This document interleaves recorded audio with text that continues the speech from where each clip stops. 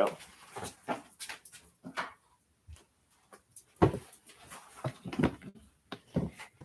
all right.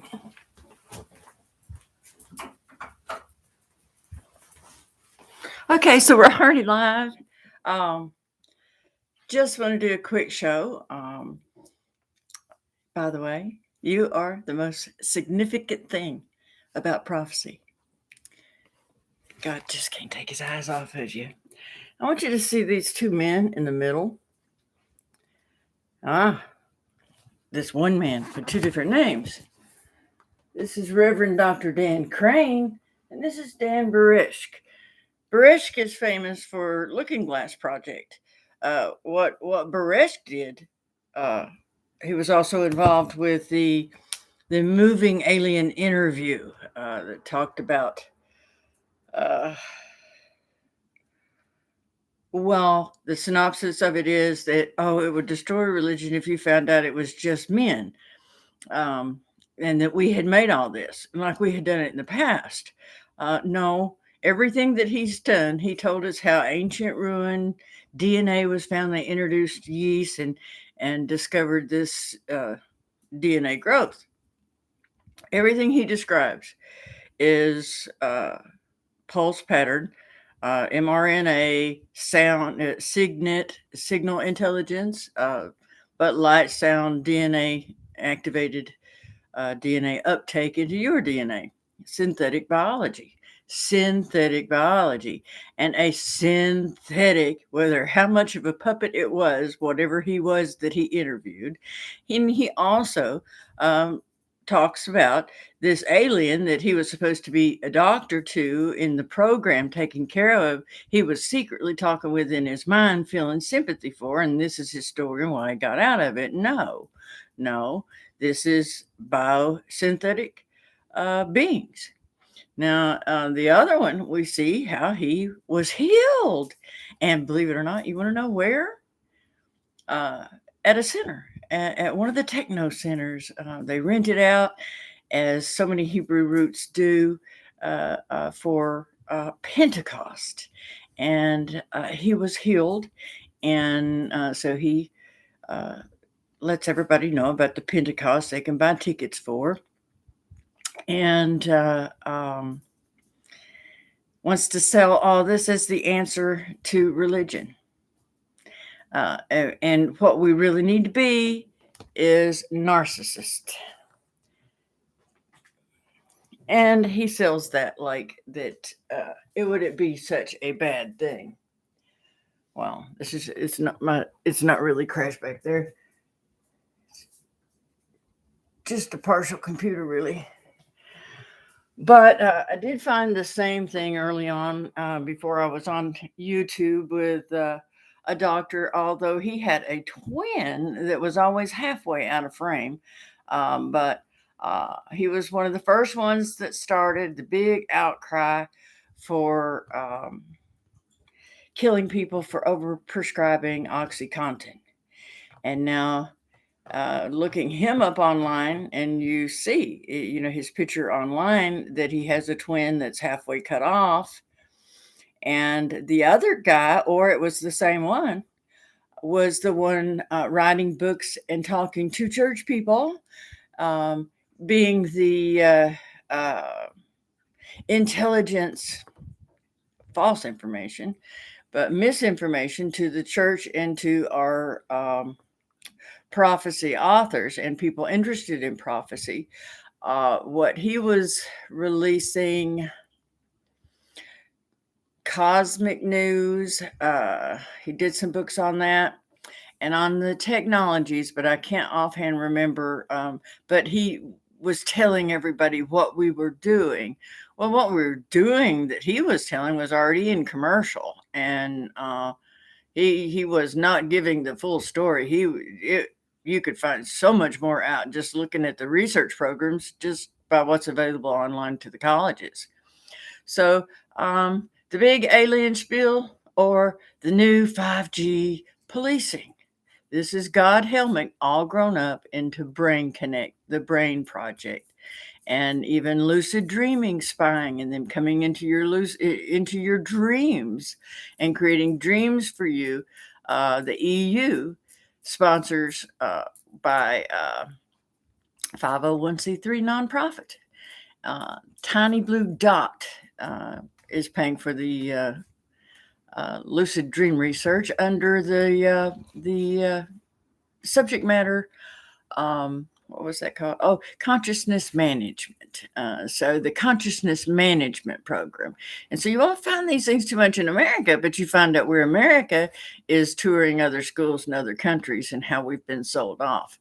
But individualism is gone. This wasn't about anything to do with our enemies. This is what gave up our individualism, our protection to our records, and this most egregious thing of all, the freedom of speech, which is always going to come after anyone with faith in God.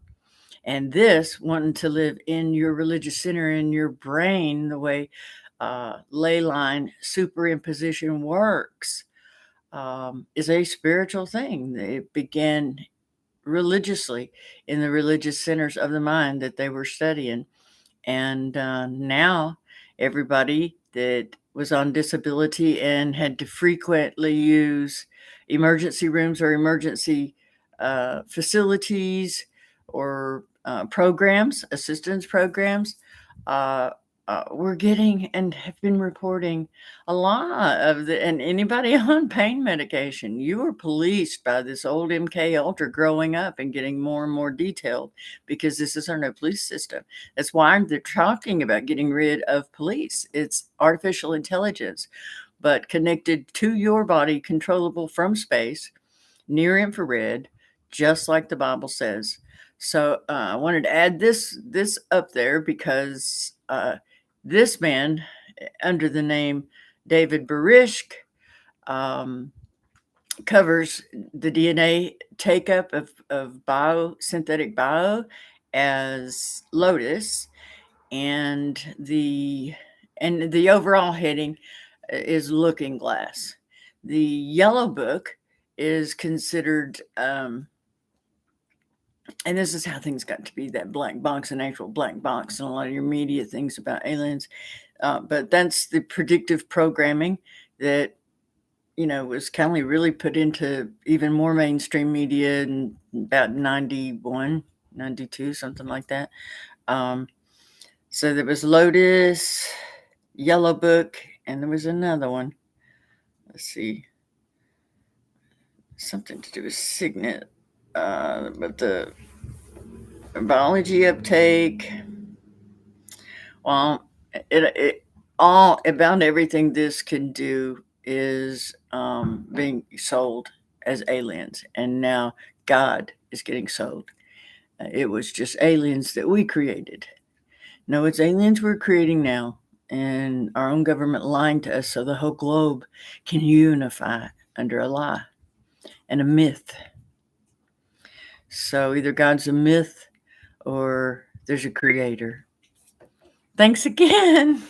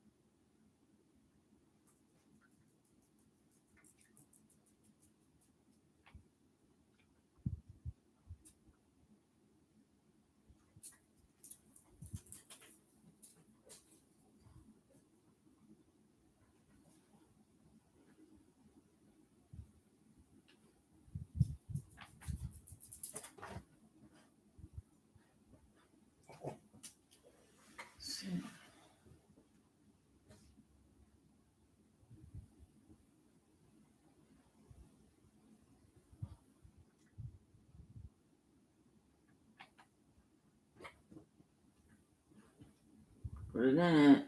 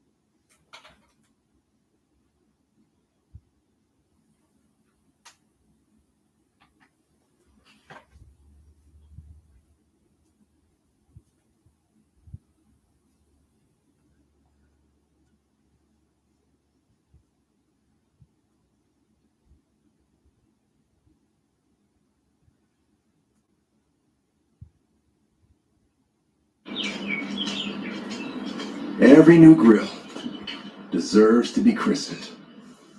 Do it right with a champagne of beer.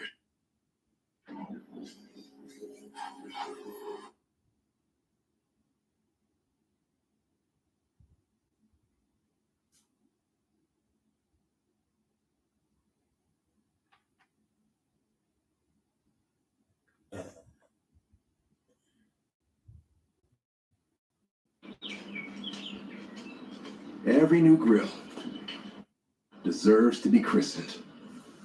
Do it right.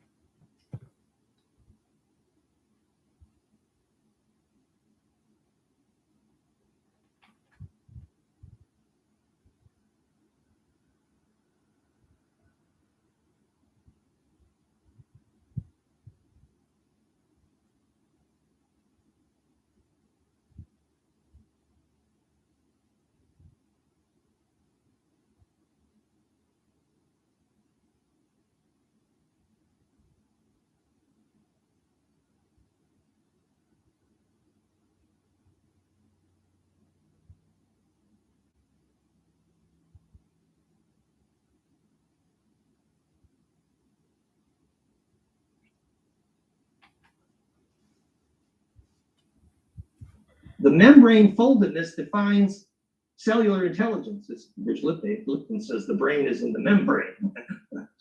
And so this becomes a theory of immune health. And so applying this to the plasma physics of Kundalini, this is a torus donut in the homunculus of the upper brain. And when that turns inside out, the low frequency phonon triggers that map of an amperage wave traveling around the homunculus, and you feel it in your tailbone, then you feel it. But then you realize, well, it's all in your head because. So what's happening is the magnetic donut is turning inside out, and that implosion becomes the lightning effect of movement. This is more of the key in the lock idea of membrane harmonic inclusiveness determines immune health.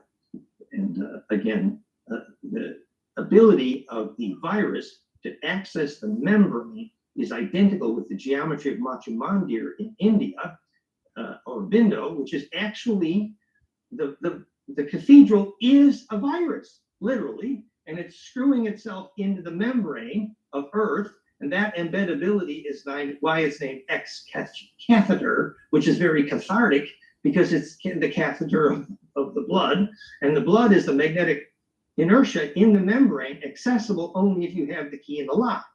So the geometry of the virus, the geometry of the membrane identifies immune health, and that circuit becomes the somatid cycle, morphogenesis, microbe as waveguide from Galileo the microscope,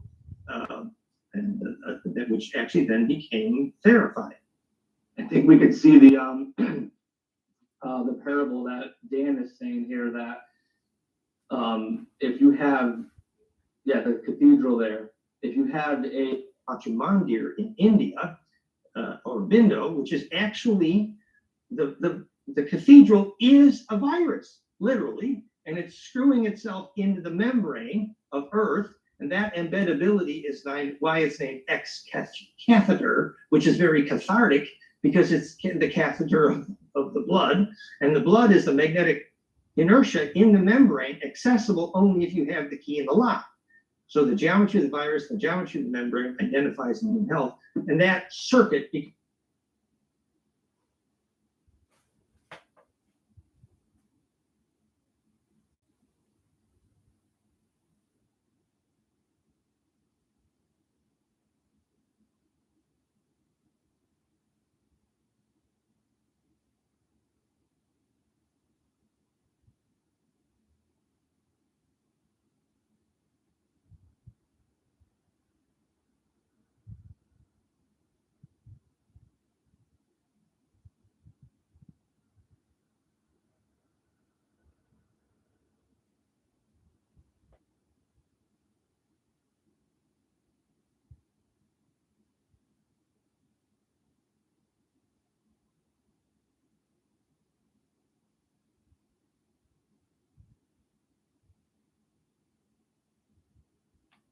becomes the somatid cycle, morphogenesis, microbe as waveguide from Galileo the microscope, which actually then became therified. I think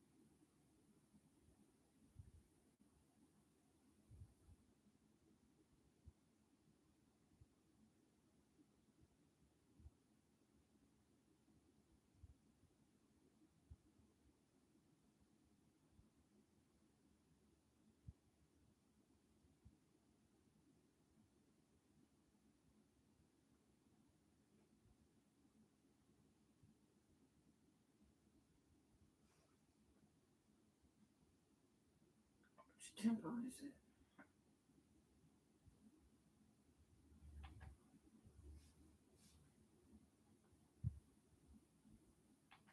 And again, the ability of the virus to access the membrane is identical with the geometry of Machu Mandir in India, or Bindo, which is actually the cathedral is a virus, literally, and it's screwing itself into the membrane of Earth, and that embeddability is why it's named X-catheter, which is very cathartic because it's the catheter of the blood, and the blood is the magnetic inertia in the membrane, accessible only if you have the key in the lock.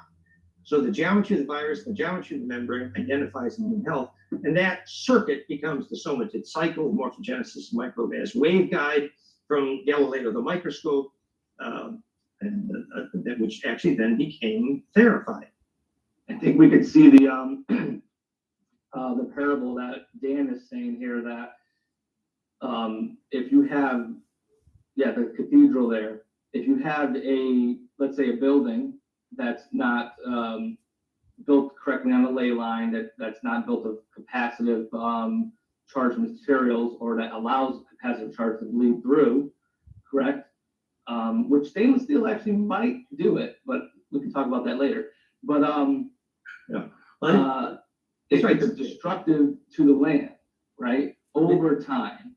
That's right. The joke is this: the farmer that wants to sue the power company to remove the microwave antenna, all he has to do is use a 10-cent measure to soil compaction, and can prove in court that metal tower has murdered the microbes in the soil compaction, and force the company to remove the metal antenna because he can prove it killed the soil. But what do you call that? What do you call that in electrical engineering terms? So you have a charge field, and now you have something that's sucking off a bad ground that's sucking it off. Oh, the needle effect. So the needle is bleeding charge if it's not in the right spot. So the metal tower causes soil compaction, literally soil death. It's cheaply measurable, so the farmer can prove to the power company that they just murdered his soil. So it looks like a malfunctioning circuit. It's trying to implode, but something is stopping it. So now the parable here is that viruses within the blood and within your body are doing the same thing electrically within your body. Well, that doesn't mean the physics of acupuncture is evil, but it means you need to know where to put the needles. I was saying on a very microscopic level, the viruses that are made, as you can see, that they attach, that's what they're doing. They're breaking you up electrically. That's right. Why when you feel sick, you feel like your aura is gone. And you are literally screwed because they screwed themselves into your membrane. Yes, that is correct, and we can see that with prion. Well, yes, but you didn't let me finish my little joke. It's okay, I don't mind. But no, you go ahead with that.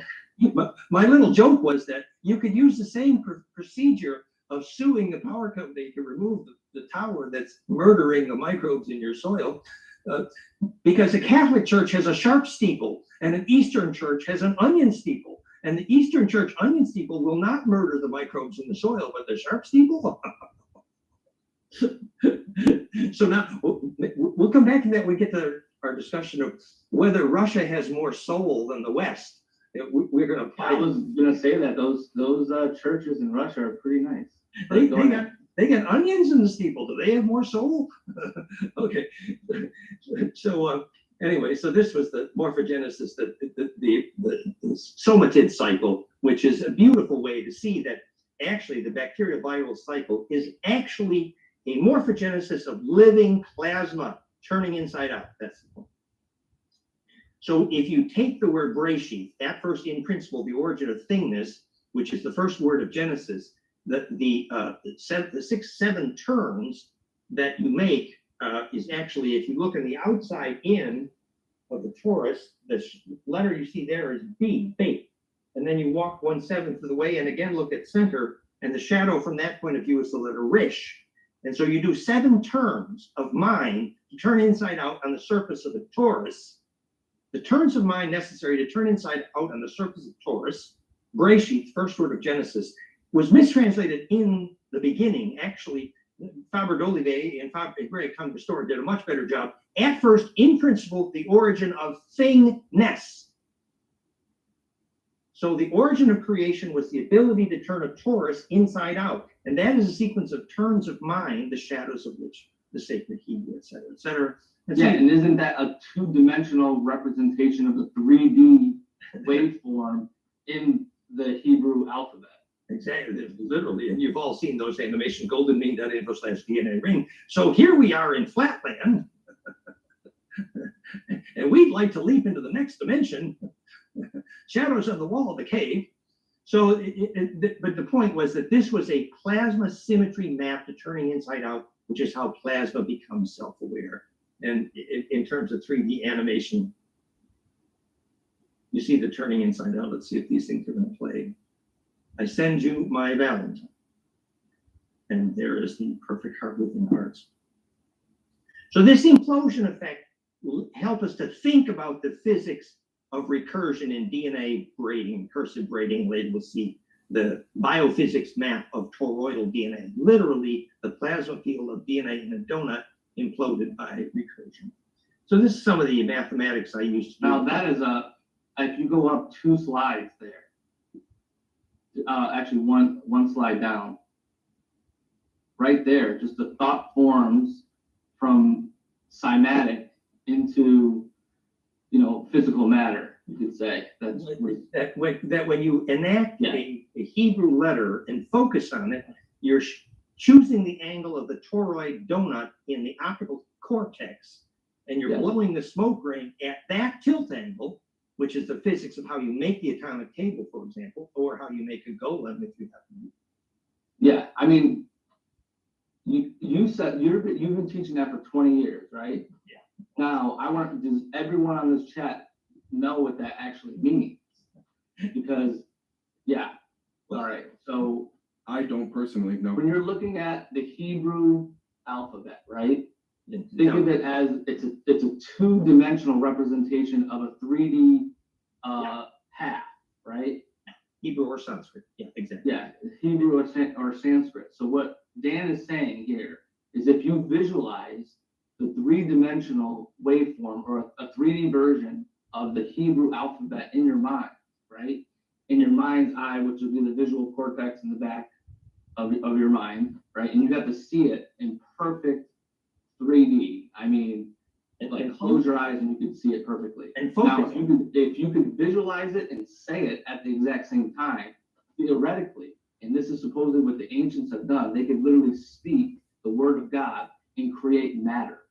Well, because all you're doing is causing plasma donuts to nest and bed at accurate angles, which is. But the aura of the being who did that, Enki perhaps, had to have been so implosive to be able to do that, to create matter from his own aura by speaking. That's right. And whether that's still a metaphor of a machine that they created, or whether that was the actual physical being that was a higher intelligence doing it, we don't know. Please forgive me, guys. Please forgive me, guys, for jumping in. I just wanted to ask, does this have any correlation to any Enochian texts by chance? This is the Enochian, yeah. Yeah. So Gosh, the Enochian, Ophanim Enochian was a superset of Hebrew. Hebrew was the index of the symmetry of that spiral and torus in a tetracube. You take a superset of that in the hypercube, dodec. And Dan, I'm not sure if you're aware of this. There's a new book or phenomenon called the Bach Saga. I'm not sure if you've heard of that. Yes, sure. Yeah, so in the Bach Saga, supposedly it was a story that was handed down from one family, right? And they never shared it until.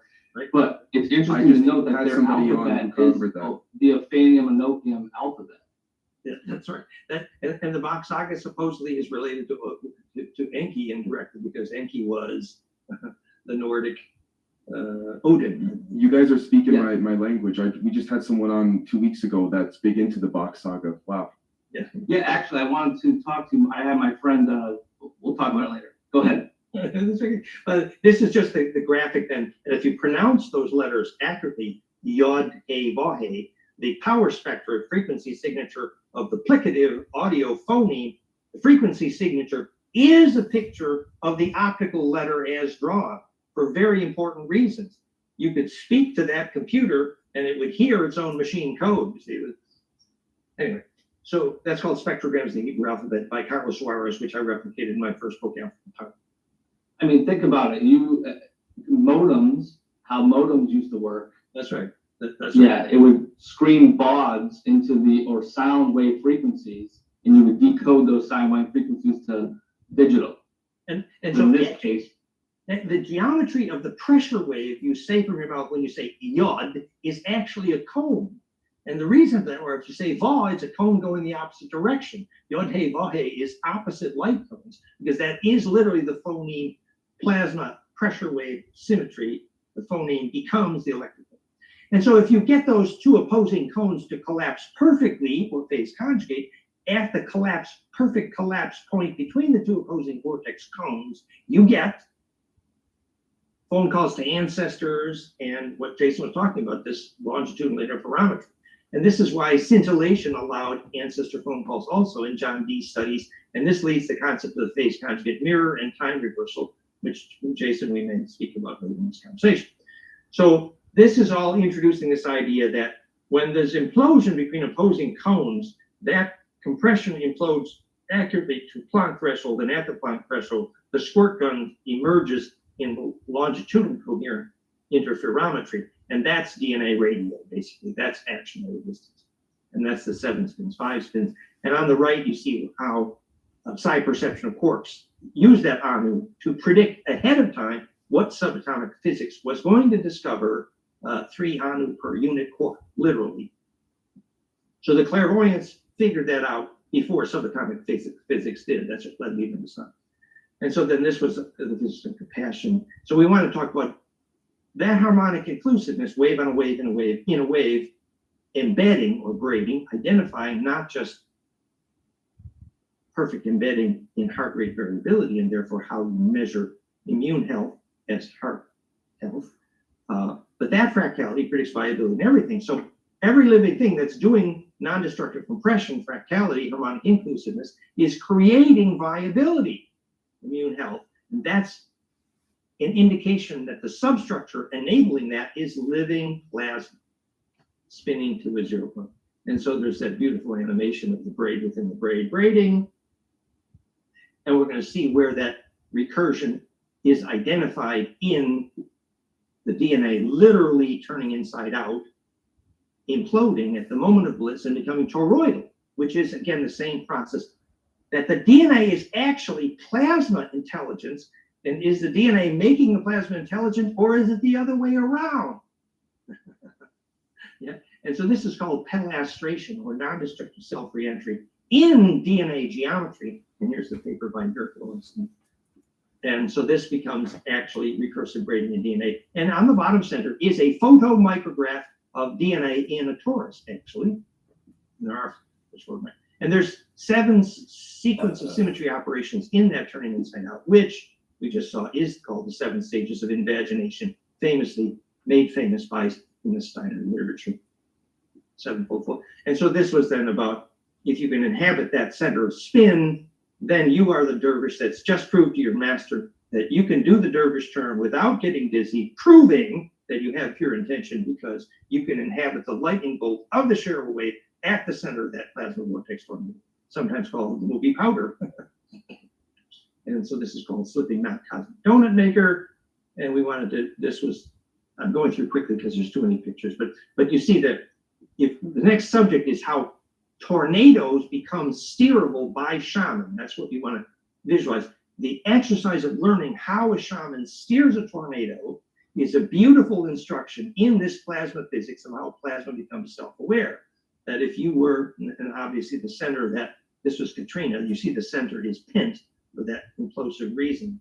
So this ability to get plasma self-aware on the land, you know, America is complaining because no one's steering their tornadoes and they're having drought. Well, hello, no one's steering their plasma. So this is called biofeedback, America. Lack of large-scale human bliss process, lack of collective lucid dreaming, lack of rose petal fractality in farming, excess metal in human building, magnetic lines cut unwisely by construction, need for labyrinths, open lack of respect for elemental beings, ignorance of how to steer solar wind. All these things means we're not steering our tornadoes, so the elementals are angry. So for now, you're going to have drought and tornadoes because no one's steering your plasma, because no one taught you. Because the plasma is aware, and it gets insulted if you don't talk to it. The elementals regard humans as drunk because we don't talk to them, so they're upset about it, and I don't blame them. So if you watched a shaman steering a tornado, this is what you would see: the bioplasmic streamers from the belly of the shaman embedding in the center, the closest center of the tornado, wave on wave in wave. And this is at the moment that shaman says, I'm eating the chucha, which is to say eating the anger. I'm feeling the pain of that tornado better than it feels its own pain. And therefore the plasma of the tornado follows the shaman around like a pet puppy dog because someone feels its pain, which is to say, remember, pain for a tornado is a metal trailer park because it breaks up its plasma. Healing for a tornado is a sacred stone circle because it's centripetal. So the sacred stone church will never get messed with by the tornado, but the metal trailer park will get blown to hell every time because the metal trailer park is pain for that tornado. Once we know the definition of pain, which is plasma bleeding fractality. This is the eating hoocha, and this is from the movie Twister, and you see that the tornado is learning to turn inside out, and this is how a tornado turns inside out. Oh, it's a map of the Anu. And so this is the 7 spins, 5 spins, and we're back to the same conversation. So in the end, religion wars, even Putin versus Ukraine, and I think Jason has something to say about this, are in part about who has a soul. What if the biophysics of ensoulment were measurable? Then spiritual science would make agreement possible because science could end religion wars. I've been saying that for 30 years, haven't I? And so here's some examples of how we might measure ensoulment. Brainwave implosiveness, mindandmind.com, heart rate variability implosiveness, iThrive.com, nighttime dream coherence analysis. And I'm going to show you that site because it's so fun, about how you analyze whether you got the deep sleep dreaming phase in your sleep. When you measure that, you're measuring ensoulment because, and there's a little story I got to tell. Then you could also measure this in aura analysis, GBB. You could measure it in geobiology, that if your aura is, hey, Joe, you're beside yourself. If your aura is beside yourself, like sometimes people after the vaccine, you can see that their aura has become dissociated because the plasma tornado is no longer centered in your aura. And that's actually measurable. It's teachable in Stephen Cardino's geobiology school, for example. So that aura dissociation from center can be a measure of ensoulment. And then the advanced measurements would be DNA braid coherence called boson 7 or microchloradians in the blood.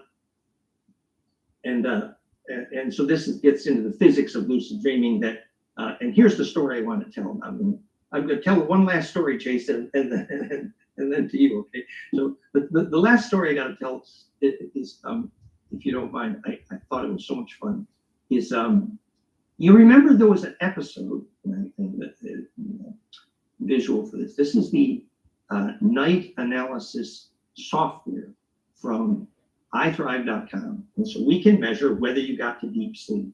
And deep sleep is, let's see, right here. Yeah, this is the dark blue part of this wave is the moment during the night when you got deep sleep.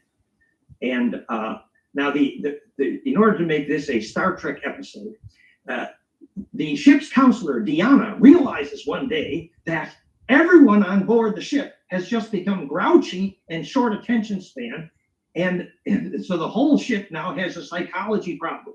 And she figures out the reason the whole ship has a psychology problem is because no one's getting deep REM sleep.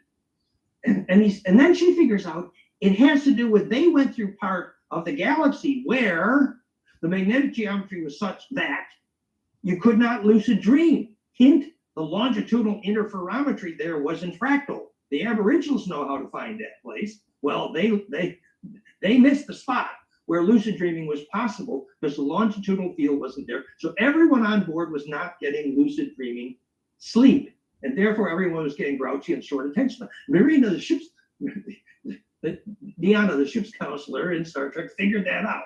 Well, here it is. The reason why access to deep sleep and access to lucid dreaming is a measurement of ensoulment, because that's the array you need to inhabit, or else. And that array is actually the magnetic geometry around your starship. I mean, your bed. So if your bed is at a magnetic line cross, what the Aboriginal would call a dreaming line song track, you have a better chance. And that gives you attention span, because it gives you embeddability. And we know, I just showed you the slide where you know the frequency signature which triggers lucid dreaming. We know why, Verify.net, because it triggers implosive embeddability and therefore longitudinal plasma projection. Therefore, you can inhabit the array. Therefore, you can lucid dream. So the reason, so science is well aware that if you don't get down there to that deep sleep, you're in trouble. And all we're saying is now we know why, because it's actually VLF to LF ratio in heart rate variability, which identifies when you've gotten to that deep embeddable sleep. And here's a cool, this is a little tidbit. So Patrick, who programmed this iThrive, ITHRVE.com, and then Patrick, I didn't say something here, but here, look, Patrick has put an accelerometer in the bed, your iPhone. So here you're measuring your deep sleep, your HRV ratio on the bottom, and on top, this is your movement during the night. Notice that during the deep sleep, you didn't move, whereas during the shallow sleep, you did move. So you can actually measure whether you got deep sleep with an accelerometer on the surface of your bed. Ain't that cool?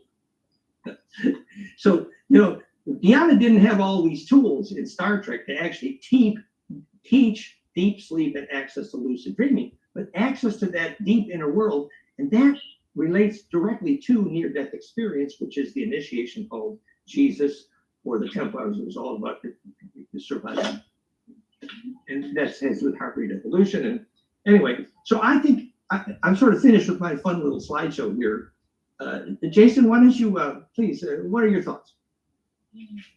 Was that really that was a Star Trek episode? Yeah, there was everybody on board was upset and doing terrible, and well, we're not getting our deep sleep. It has to do with the area of the galaxy we're in. Well, the longitudinal array enables embeddability, so it matters where you sleep.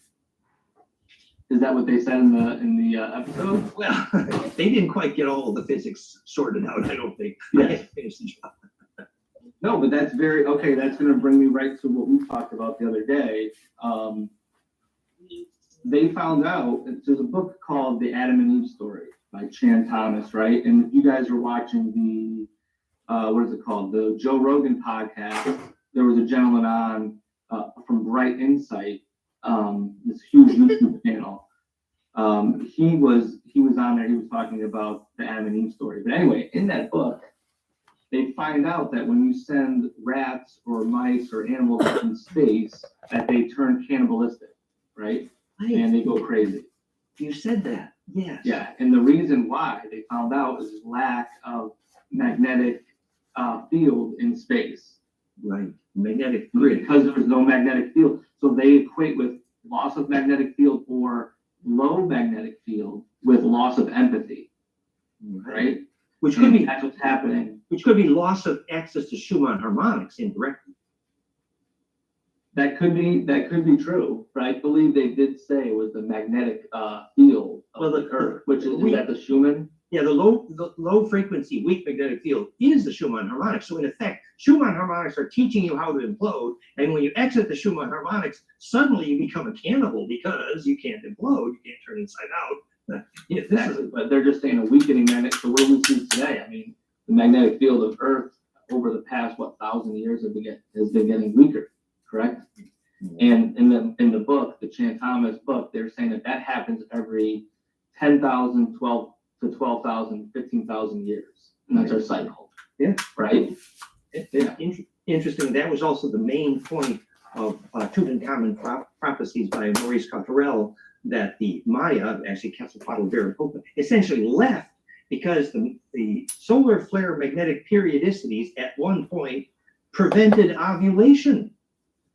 And that's actually Could this documented. potentially explain the amongst many ancient human cultures, the zodiac wheel? Because you had to use different times to know when to plant, when to crop, when to. Yes, Right. well, there's other aspects, but that's part of it.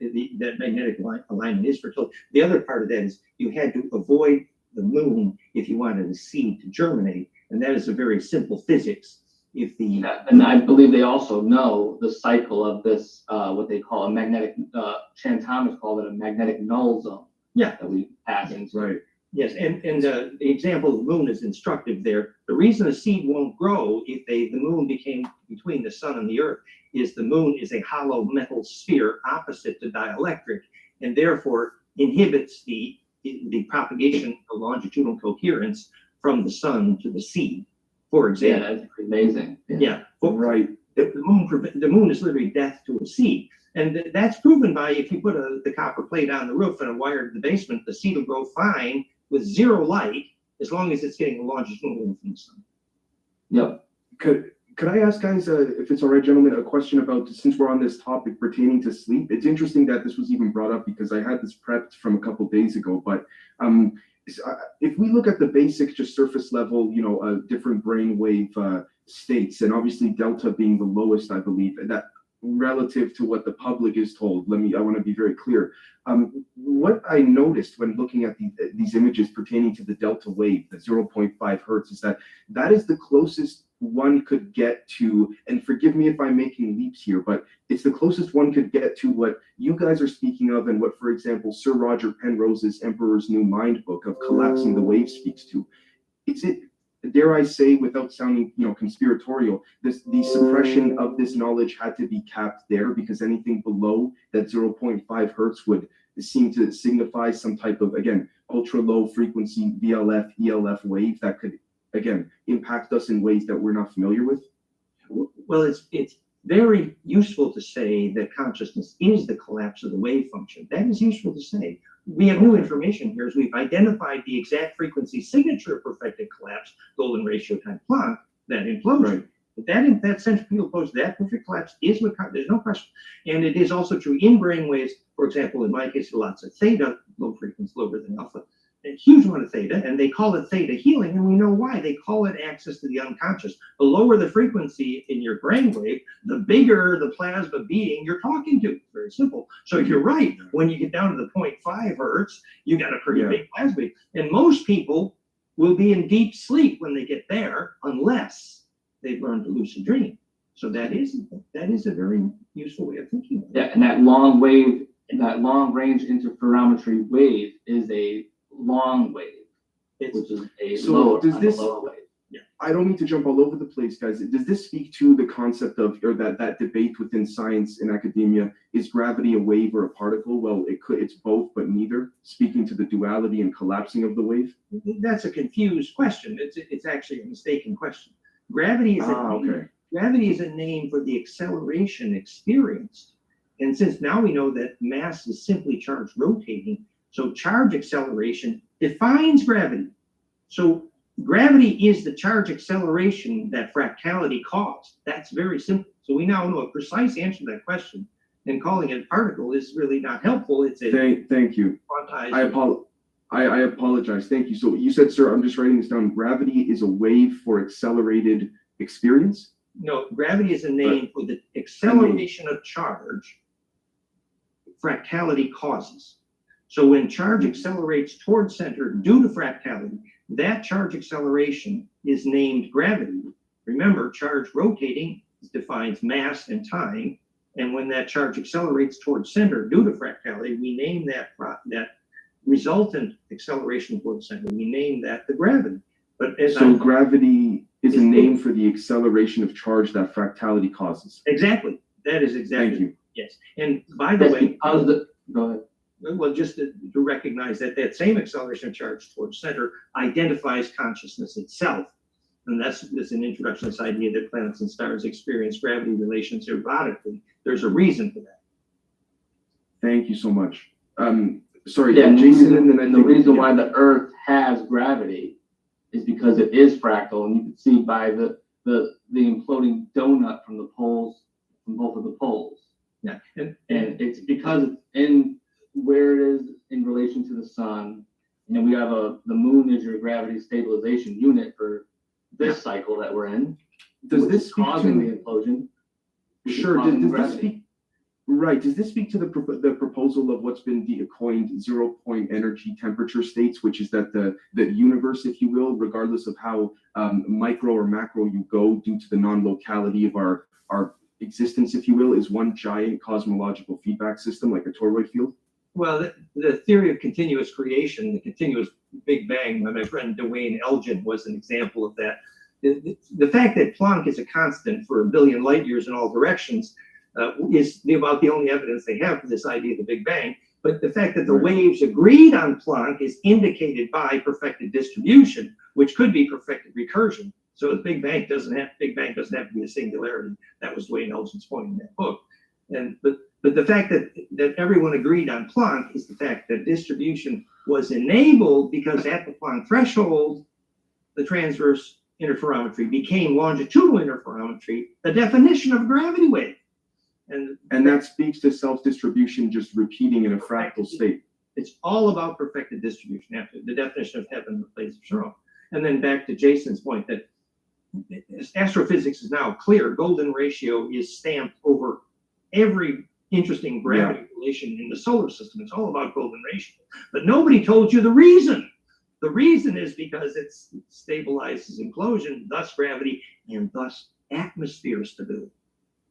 But so Jason, go ahead. No, I was going to say the best thing you could do is put railroad tracks everywhere and 5G everywhere, and that's going to be very good for our gravity. And we wonder why we're losing empathy on this earth very, very rapidly. Yeah. So it's really just kind of learning that physics. And I think we can kind of stamp it here in this kind of talk, where it's kind of the first time we're talking about merging kind of like spiritual science, where you would get from ancient shamans, from spiritual leaders, and this new/old science, right? You could say from Dan, and you're really kind of merging those together. And if you have that, you have a soul. And that's what really all the shamans and spiritual leaders are trying to tell us all these years. That's right. Physics can now tell us what a soul is. So therefore, now Jason, maybe, so supposing we decided to just do the psychological collapse process with Vladimir Putin here, who is telling their people that the reason they had to kick NATO was because we are soulless. So now that we know what a soul is, can we do the collapse process on this religion war, ? Sure. There was some questions asked by another gentleman here. I forgot your name there. It's Real W. Real, yes, he's a hero. Yeah, Real. So he was saying, how does weather manipulation HAARP come into play with steering tornadoes, and are hurricanes also deliberately created and things? So the only thing I'm going to say about that is, okay, yes, we could get conspiratorial and say, yes, there's HAARP manipulation, which of course there is. That, of course, is not, it's not enough to really damage the Earth's fractality, you could say, but it does, when it's on during the times that it is on, it does affect your lucid dreaming and steering tornadoes. And that is the reason why it's able to steer and create a tornado, because it is creating that field. So HAARP, you could say, is a tool, it is a real world example of how we steer tornadoes, because they have the technology to steer tornadoes and create them. Really, that's what it comes down to. And that relates to the old story of Nikola Tesla making super high transient, quasi-longitudinal high voltage waves around the Colorado Tower, and recognizing that he caused some earthquakes, actually. Because remember, Tesla didn't get the frequency signature right for longitudinal interferometry, and he didn't get the nodes correct for pickup of the charge. So that's why he didn't get power distribution without wires. But he also didn't understand that same longitudinal wave is the physics of gravity waves, and therefore earthquake trigger. So all of these things, once we understand how plasma becomes self-aware and embeds in that longitudinal interferometry, which is DNA radio, which also is the gravity grid, the places where Bruce Cathy measured the decrease in nuclear critical mass, for example, is actually the key. And once we understand more of that physics. But so Jason, we had that fun conversation earlier about Putin is giving this propaganda to his people. Well, yeah, so supposedly in Russia, they play on their news channels and television shows there that everyone in America kind of tells their children when they're like 5 years old or 4 years old. They don't say you're a boy or a girl. They let the children decide that, right? And he's saying he doesn't want the people to listen to rap music. He doesn't want.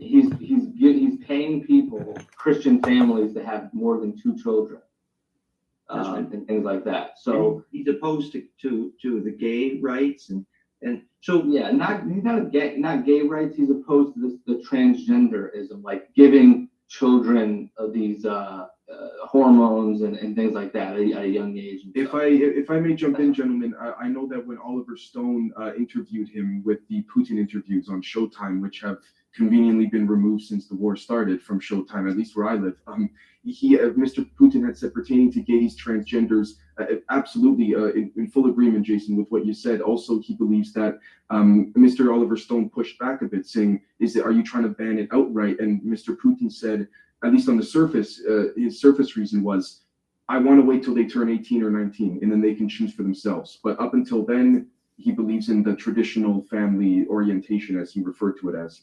Right. And the purpose of this conversation is not to make a judgment on very controversial political questions.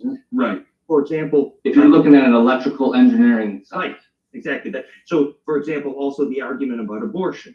We don't even need to take a stand on these issues here. All we're trying to say is we have the tools to answer Putin's criticism of the West once we know the physics of what a soul is.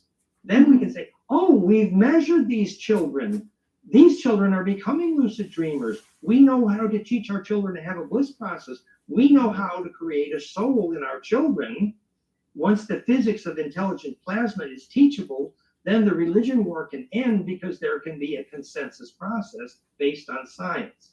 So that's where this was, Yeah, and you need intact genetics, and you need to have intact biology. Yeah. You can't be after a transition of being on hormone blockers your entire life and ruining your entire genetics, and then 25 say, oh, now I want to search my DNA and repair myself.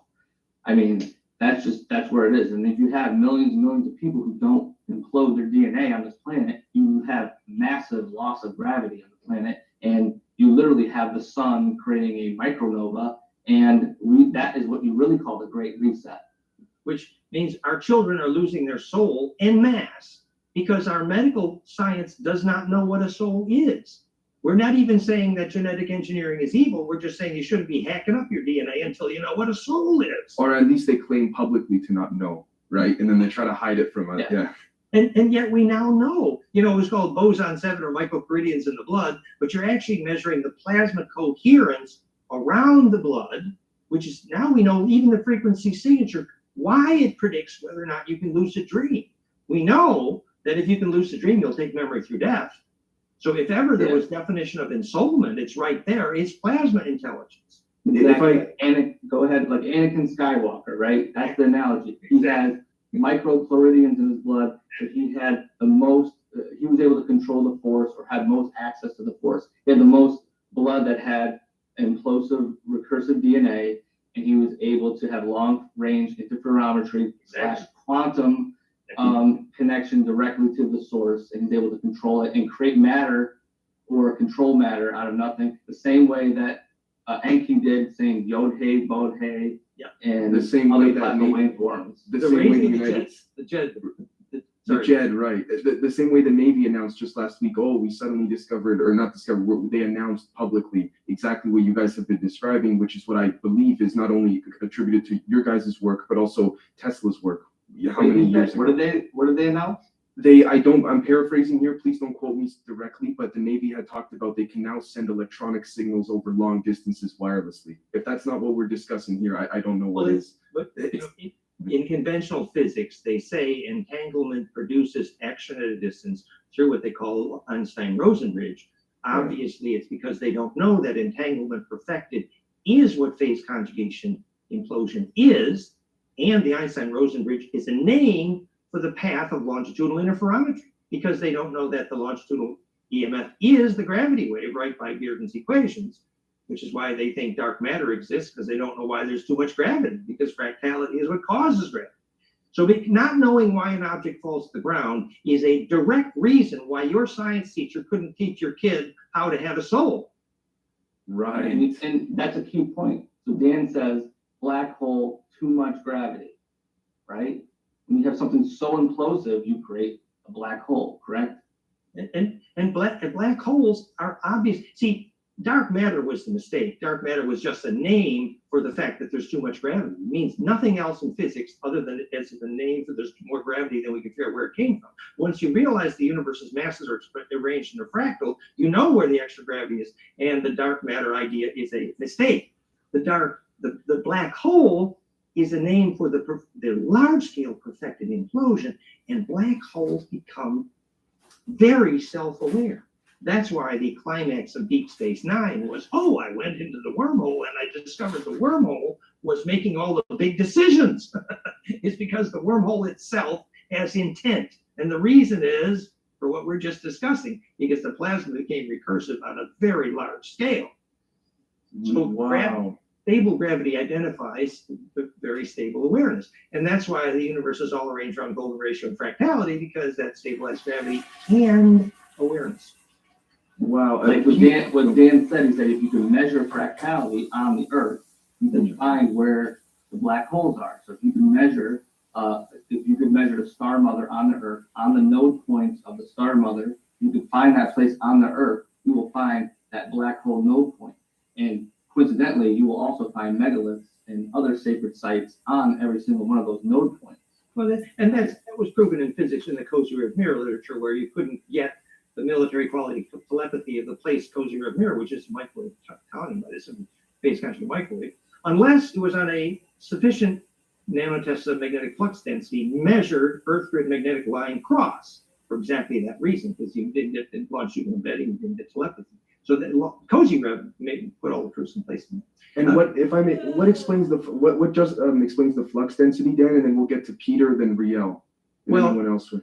Because you couldn't get the nanotesla magnetic flux density of Earth grid magnetic cross unless it was a sustainable standing wave implosion point called sacred site there, and it wouldn't stay there unless it was part of Tripoli, which is why the Earth grid is dodecacosa defining those sacred sites, which actually is where all the cathedrals and labyrinths and stargates can work, and lucid dreaming. Because of perfected charge collapse. That's right. And right. Diana would not have had a problem if she'd have known where to place her ship, according to that physics. Thank you. Peter, please. I wanted to. Go ahead. Hey, thanks for inviting me. I reached out to you yesterday. I asked about the Fibonacci constant. Oh, yes. But I guess, if you could touch upon how that applies, because it's not as talked about as Fibonacci, but it's just an extra term. So instead of adding two terms, it's three terms that continue to this constant that's like a cousin to phi. I don't know how that's applied to research. I found out how it's instantiated in the square. I can talk about it sometime, but I wanted to just ask you about that first, the Fibonacci, and then also the jitterbug. Yes. I've played with it on GeoGebra, where you can actually compress it even more when you're using like a 3D calculator. You can see that there's a lot more to it. There's just so much there. I don't know where to begin. I'm trying to. Yeah. Maybe you could talk about the jitterbug and then talk about Fibonacci and just take it from there. Well, so much there.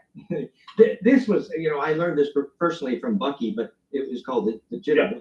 But actually, right. It is a model, a useful, accurate model from cube octa, ecosa, dodeca, octa, tetra. Yes. It is an accurate, useful model of non-destructive charge collapse. And even Nassim got that right. He called it a model of superconductivity for that reason. And Thomas Sawyer used this to model superconductivity 30 years ago at our conference in Buffalo. So now, so go ahead. Oh, one thing I just kind of talk about the movement of the jitterbug. Like I said, I've been able to.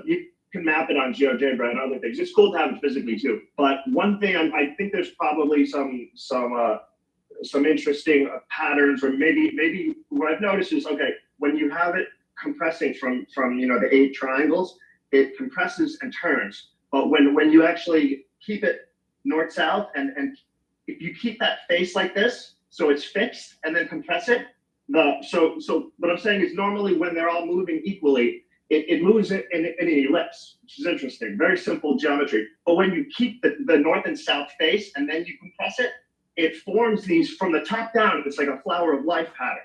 That's right. And the patterns, I don't That's right. They're fixed. know Yes. I just want to know, like, what are those mathematical, I'm trying to trace the locus points, but I'm just an armchair mathematician, but I just wanted to share that with you. Maybe I can share the images sometime, but Dan, they're beautiful. They're beautiful vortices. And like I said, top down flower of life, it's incredible. And you can do the same thing with the dodecahedron, icosahedron, that also does that. I mean, there's some supposedly the path curve from the cube octa to icosa and then dodec, because it's cube octa, icosa, and dodec is there. And supposedly the path curve, even the path curve of is golden spiral based, and that's why it enables non-destructive charge collapse. So the main, the dodeca-icosa is essentially the DF subshell of the electron radii, which is the platinum group metals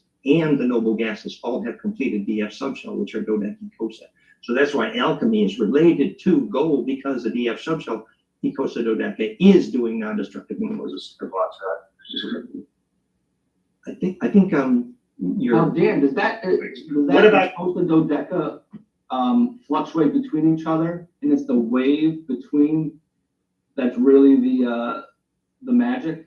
well, again, and this in part might help Peter's useful question, which is, remember, in terms of also the Fibonacci, that in each case, the difference between numerology and physics is when you predict what a wave of charge is going to do. Until you predicted what a wave of charge is going to do, you were just doing numerology. At the point at which you predict what a wave of electric charge is going to do, then you've gone to physics. And in that case, the non-destructive charge collapse from the dodeca-icosa is reflected in the physical chemistry of the DF subshell perfected collapse enabled by gold and noble gases, because why they're noble is because of those completed shells of dodeca-icosa. So essentially the physics of alchemy is the process of taking that implosion to the fusion point at center, which is why the alchemic philosopher's stone could immortalize, because it enabled implosive charge collapse. So again, but Peter, to try to specifically talk about your question, I don't know if the Fibonacci sequence has an electrical meaning yet, but I could say that my suggestion would be you look for, I'd be curious to see. I'd be curious about that. Yeah. Because there's one place Go ahead. where I found from like basic research, the ratio is I think I'm cutting out. Yeah, we're losing it. I'm sorry about that. But the ratio of Fibonacci's in the snub cube, which is pretty cool. And then I just wanted to share this with you guys. And this is why I reached out to you, Spawn. Hadn't seen you in years, but I've been watching your content. And then thanks for getting back to me. So when I was playing with rotation of and I asked myself, at what angle does the rotation here, see this is 90 degrees, what angle does this rotation equal the angle of the shadow here? And I played with that. It's very basic, but I can send you the link, but it equals it at around like 57 degrees, where the ratio of this to the so Fibonacci is encoded in the square in a very basic way, like fundamental and elegant. So I just think that that's another clue that it's such an irrational number. That probably has to do with an electrical shadow, which is quite useful. The angle that enables a cube to embed. I wanted to maybe The angle that enables more to it. Sorry. The angle that enables a cube to embed in a dodecan 3D, that 32-degree tilt, is critical electrically. So I think you could probably find an electrical. Not even dealing with a cube, just a square of squares and. Yeah. triangle. Again, to predict electrical field implosion that way would be useful. So Yeah, I mean, let's return to that question. I think it's beautiful, your work. And if you want to share a link to where people can learn more about your work, that's fine as well. Awesome. Can we jump to, sorry, Jason, then we'll go Riel, and then we have a question from Jacob in the chat here. Go ahead, Jason. Yeah, so I wanted to get back in that other question from Riel. It says, are frequencies we are being subjected to preventing lucid dreaming on a mass scale? The new literature, I think it was 30 and 45 to 48 hertz were trigger frequencies for lucid dreaming. We now know the golden ratio infrasound of Therapy, which is the bliss infrasound, the flame and sound, flame and mind, are lucid dreaming triggers in Therapy, which is replicably lucid. So lucid dreaming clearly is triggered by implosive harmonics, implosive to plug. That's proven. So if you don't implode, you don't lucid dream. It's very simple. And most of the frequencies we're being exposed to prevent implosion. Absolutely. All the Wi-Fi and Bluetooth and this crap that we're surrounded with. So absolutely, that would inhibit lucid dreaming for sure. Yeah, and that's why forest bathing is huge, and everyone does things like that. So, or Luke Skywalker moved to deep nature. Yeah, that's the only way you learn to raise the jet. Use the force. Raise the jet. May the force be with you, Luke. Yeah. Riel, do you want to jump in about did you want me to put up the Russian church pictures while Yeah, you're that would asking? be awesome. Thank you. Sure. Because I wanted us to maybe look at the visuals of the Onion Russian church versus the pointy Western Catholic church. I just sent these images to Dave. And is this what you're referring to when you talk about the ensoulment, lack of soul? It's related. It's cultural, yeah. There would be points at which a sharp needle on the land could be constructive if the charge projected by that needle was embedding in some kind of longitudinal array. But if not, then the land is simply bleeding charge and it's going to kill the microorganisms. So the Onion Church is more likely to contribute to fractality than the Sharp Steeple Church, absolutely. And by the way, the gold there is quite useful for implosive capacity. So in a superficial way, we could say probably most Eastern churches have a bit more soul. Or the builders had a bit more understanding of the soul or fractal geometry. Essentially, the question is a large and coherent plasma intelligence building or bleeding? Not to jump all over the place, but that I find it quite peculiar that again the alleged state of Tartaria is where Russia currently is allegedly. Yeah, that I was thinking about the Tartaria thing too. You could say. I'm trying to think of what my thought process was on that to introduce it. But yeah, you could say that. I don't like to use Tartaria because if you understand history, you understand that a lot of that stuff is not. I got you. It's like saying Gnosticism. It's overly vague. Yeah, basically, if you believe in Tartaria, you're removing all of the Templars and things. You know what I mean? Like the builders are non-existent. The Masons haven't done anything. They didn't build the churches. The Templars never built the churches. It was this strange Tartarian group, and you're totally taking that history right out of the equation. I was right. Now, to be fair, just to clarify, I was speaking more to the sudden alleged disappearance of Tartaria, assuming I'm not mudding up my facts here. We could say that there was a people in the 1800s had a very, very high culture at a time, and they knew how to build these things. And because of, there was World War I, a lot of those people and the builders are gone, and they weren't able to rebuild, right? Right. And that's really, I mean, we're as we're losing magnetism, we're also losing empathy, and that also is losing our culture on top of it. So you're pulling away from right, pulling away from source negantropically. Yeah. So we're forgetting how to build these things. We're moving away. So you could say around when was the Carrington event? That was 1860. Yeah, something like that. During the Carrington event, there was a solar flare, which you could say that was almost in direct correspondence when we started putting up telegraph wires everywhere. Yeah, which Wow. broke the fractality. And so It then broke the whole question of blood, the Grail bloodline and the Ashoka, Ashkenaz bloodline, and all the stories with the Jesus bloodline actually is about, is there enough implosive fractality in the blood to make a lucid dreaming child? That's really what it's about.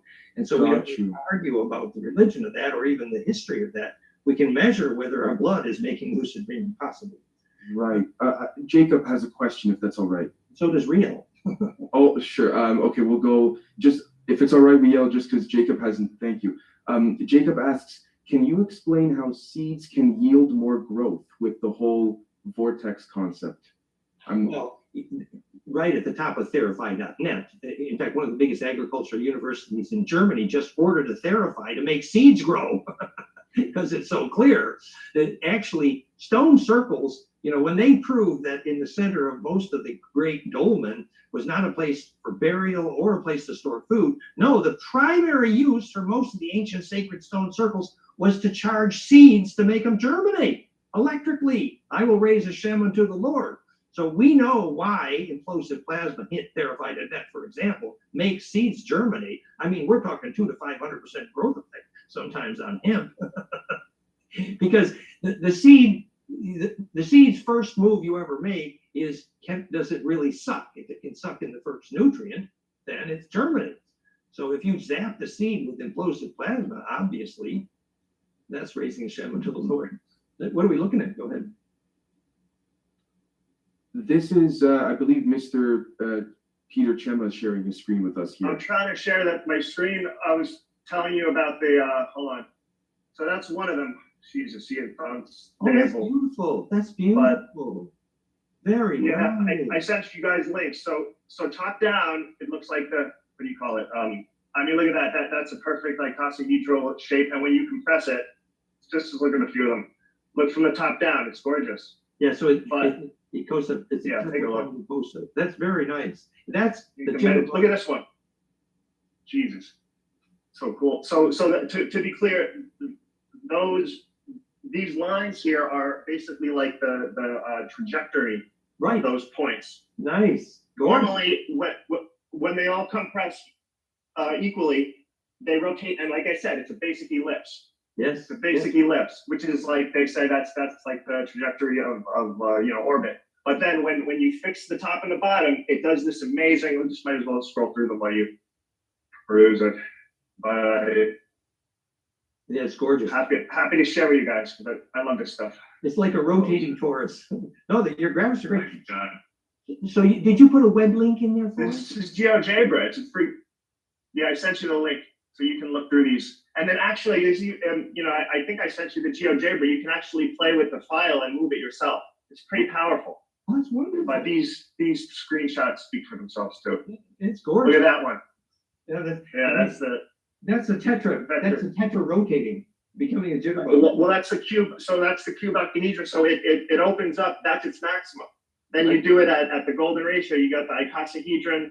It also forms like the hull of a dodeca. You keep going. It's the octahedron, and then you can keep pressing it, which you can't really do if it's you have a hard copy of it. But this you can. That's what they call so this. I don't know. I hope you guys. There's so much more to this mathematically. I just don't know. But look at that. That's gorgeous. Really lovely. And you know what they call this, the seed of life and the mechanism of superconductivity. Really great work. So let's be sure your link is shared with this film. That's great. Make sure you guys have this. Yeah. I'm just gonna keep scroll. Look at that. That's icosahedron. This is geogebra.org. You can do this. And I'll just look at that one. Spell that website again. Well, geogebra.org. geogebra.org. That's the 3D calculator, and I think I linked my file. Okay. So you'll reach out to me afterwards. Like algebra with a geo. Got it. That's wonderful. GeoGebra. Yeah, look at this one. That one.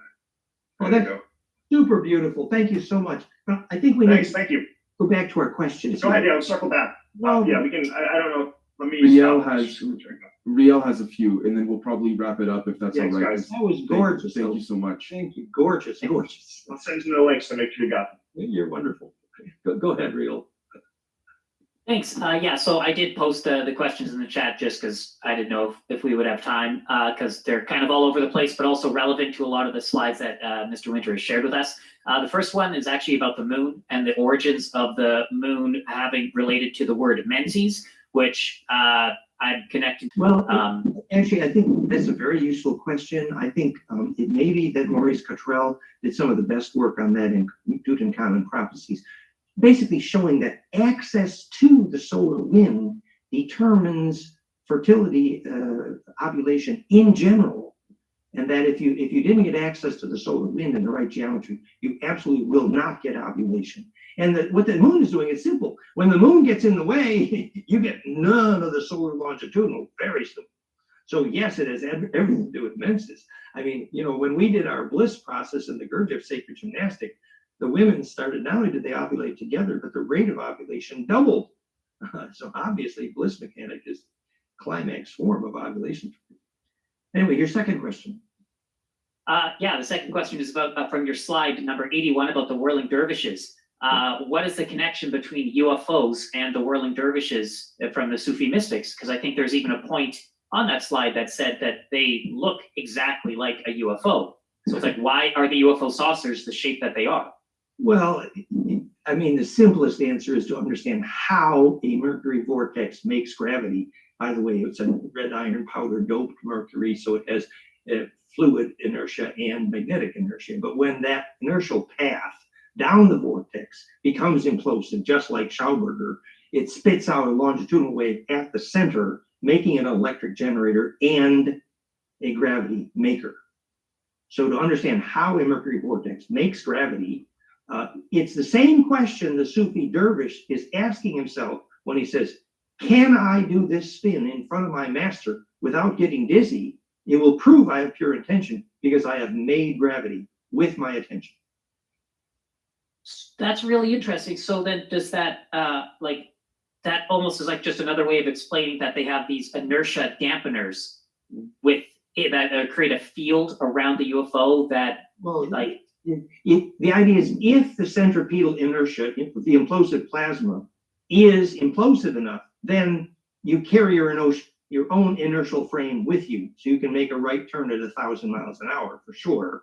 But the beginning of that is to understand how that vortex made gravity by imploding the transverse into the longitudinal at center, named the gravity wave. And that implosion, spitting out that longitudinal at the Planck threshold implosive center, is actually a gravity maker. And that is directly related to how your attention must work in the dervish spin if you were to make your own gravity and not get dizzy, proving your attention is a shareable wave, literally electrically pure attention.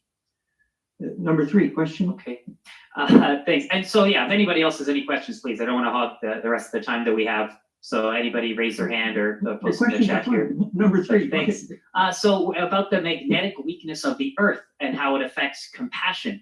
So we're losing magnetism. Is that connected to the magnetic poles flipping? Is that like, are we about to experience something like that? Or had recently just did? The magnetic poles regularly flip, and it's like a breathing operation. But it's very true that the density of the Schumann harmonics are directly related to the evolution of compassion. Hey, look, kids raised in the country, barefoot in the mud, have more compassion than kids raised in the city because they're centripetal. They have access to ground. Read the book Earthing. So access to the Schumann harmonics is access to magnetic implosion, which is access to compassion, which is literally access to empathy because it allows you to feel inside out, I am the you inside of me. And so, yes, magnetic harmonics related to a perfected Schumann cascade, which would be Golden Ray Schumann Planck, would be access to implosive compression and grounding in the book Earthing. So major magnetic weaknesses in Earth will affect the evolution of compassion. Actually, the major issue right now is simple. People living in big cities are disconnected from Schumann harmonics, and therefore the very possibility of empathy, compassion, and bliss by definition. Amazing. Okay. And ignore the fourth question because I'm going to go back, try to come full circle with Russia and Ukraine and Putin. Have you been keeping up with Michael Sala's work in the Farsight Institute and their remote viewing into the mind of Putin and how that's been affecting everything? Okay, well, now I get to put my 2 cents in. So, Please. okay, I love Courtney Brown, Farsight, very, very dedicated people, and his remote viewers are probably the most talented on the planet, and they are military quality, no question. However, I believe that actually Elena Danan was right after we examined Courtney Brown's latest presentation of Michael Salla, saying that there's these nasty grays messing with Putin's head. Elena, I think, says correctly, the advanced, even the medium extraterrestrials, certainly the Federation, Andromeda, and Arcturians, have for a very long time had shields to inhibit lucid remote viewers. It's well known. And so all of the advanced cultures know when, there are even alarms for remote viewers at Area 51. It's well known. We now know that's a longitudinal node. So Courtney Brown was, the key point of Courtney Brown's presentation is when the lady, I think her name's Princess, she says, oh, well, this gray who was messing with Putin's mind says, maybe I'm just messing with your mind. When she asked the gray messing with Putin's mind, what are you doing there? He says, well, really, I'm just messing with your head, not his. There was a clue there. So unfortunately, I think Elena may be correct that there was some. I fired up the GeoJaber here to show you just while you're talking. It's can you see this? Yeah, well, it's great. Okay. That is gorgeous. But we need to finish our conversation here. But thank you. Okay, there it is. Anyway, it's right, I think we need to do a whole event with you because it's so great. But Riel, have we finished your question there? So Elena Danan, whom I've been making videos with for some time on the physics of I'm updated. I've watched all of those documentaries with Elena. They're amazing. And she is very clear. She thinks Courtney Brown, sadly, it's a bit confused and doesn't understand the higher dynamics of remote viewing, which depend upon plasma shielding of plasma intelligence.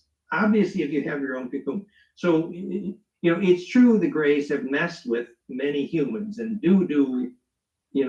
they mess with your thoughts, no question. And the Nebu, they're the bad guys for sure. But Courtney Brown doesn't have the whole picture according to Elena. Yeah, I totally agree, especially because at the beginning there, he's explaining how resistant all of the remote viewers were. Like they believe that the ET aspect of all of this is discrediting to their work of remote viewing and are so reluctant to incorporate that all. And now they say, well, every time we remote view, we see non-human intelligence, the Greys, whatever beings there are. So yeah, I see okay, that's really interesting. Thank you. Yeah, that's my questions are answered.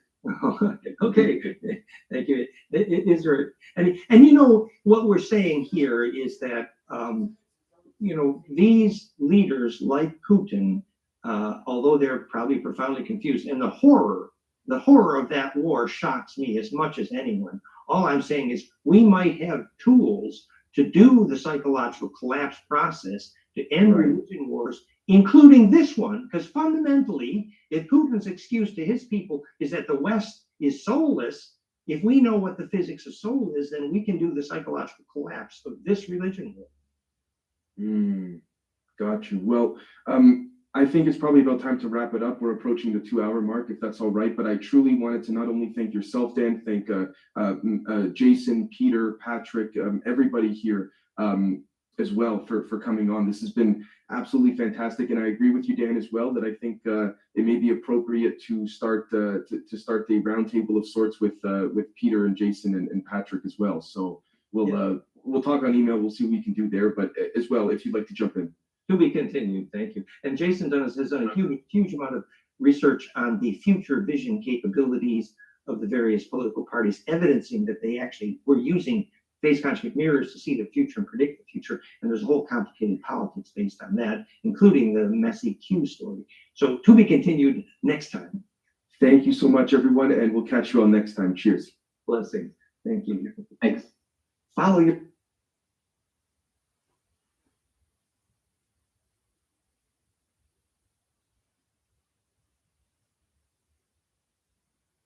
I like to boost it. My vitamins can boost it. I like to boost it.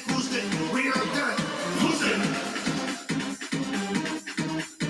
Boost, a fizzing amazing vitamin boost. Boost it.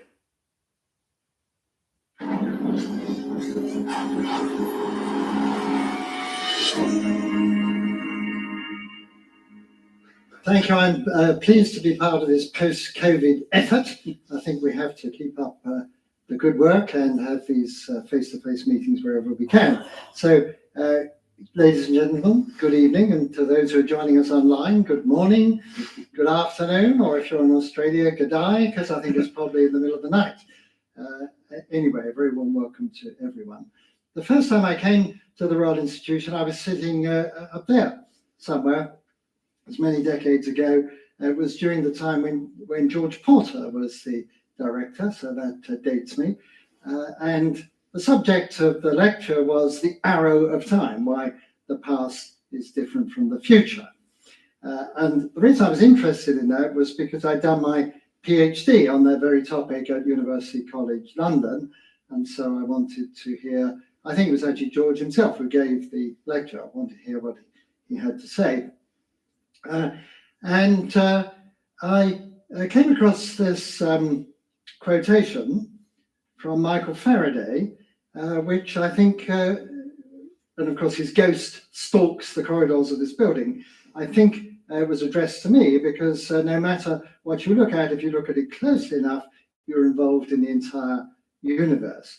And indeed, I had found that the source of time's arrow can be traced back to the origin of the universe. So these are very appropriate words. Well, these days, as you heard, I live in Arizona, but it's a delight to be back here in London, away from the unrelenting blue sky and warm sunshine.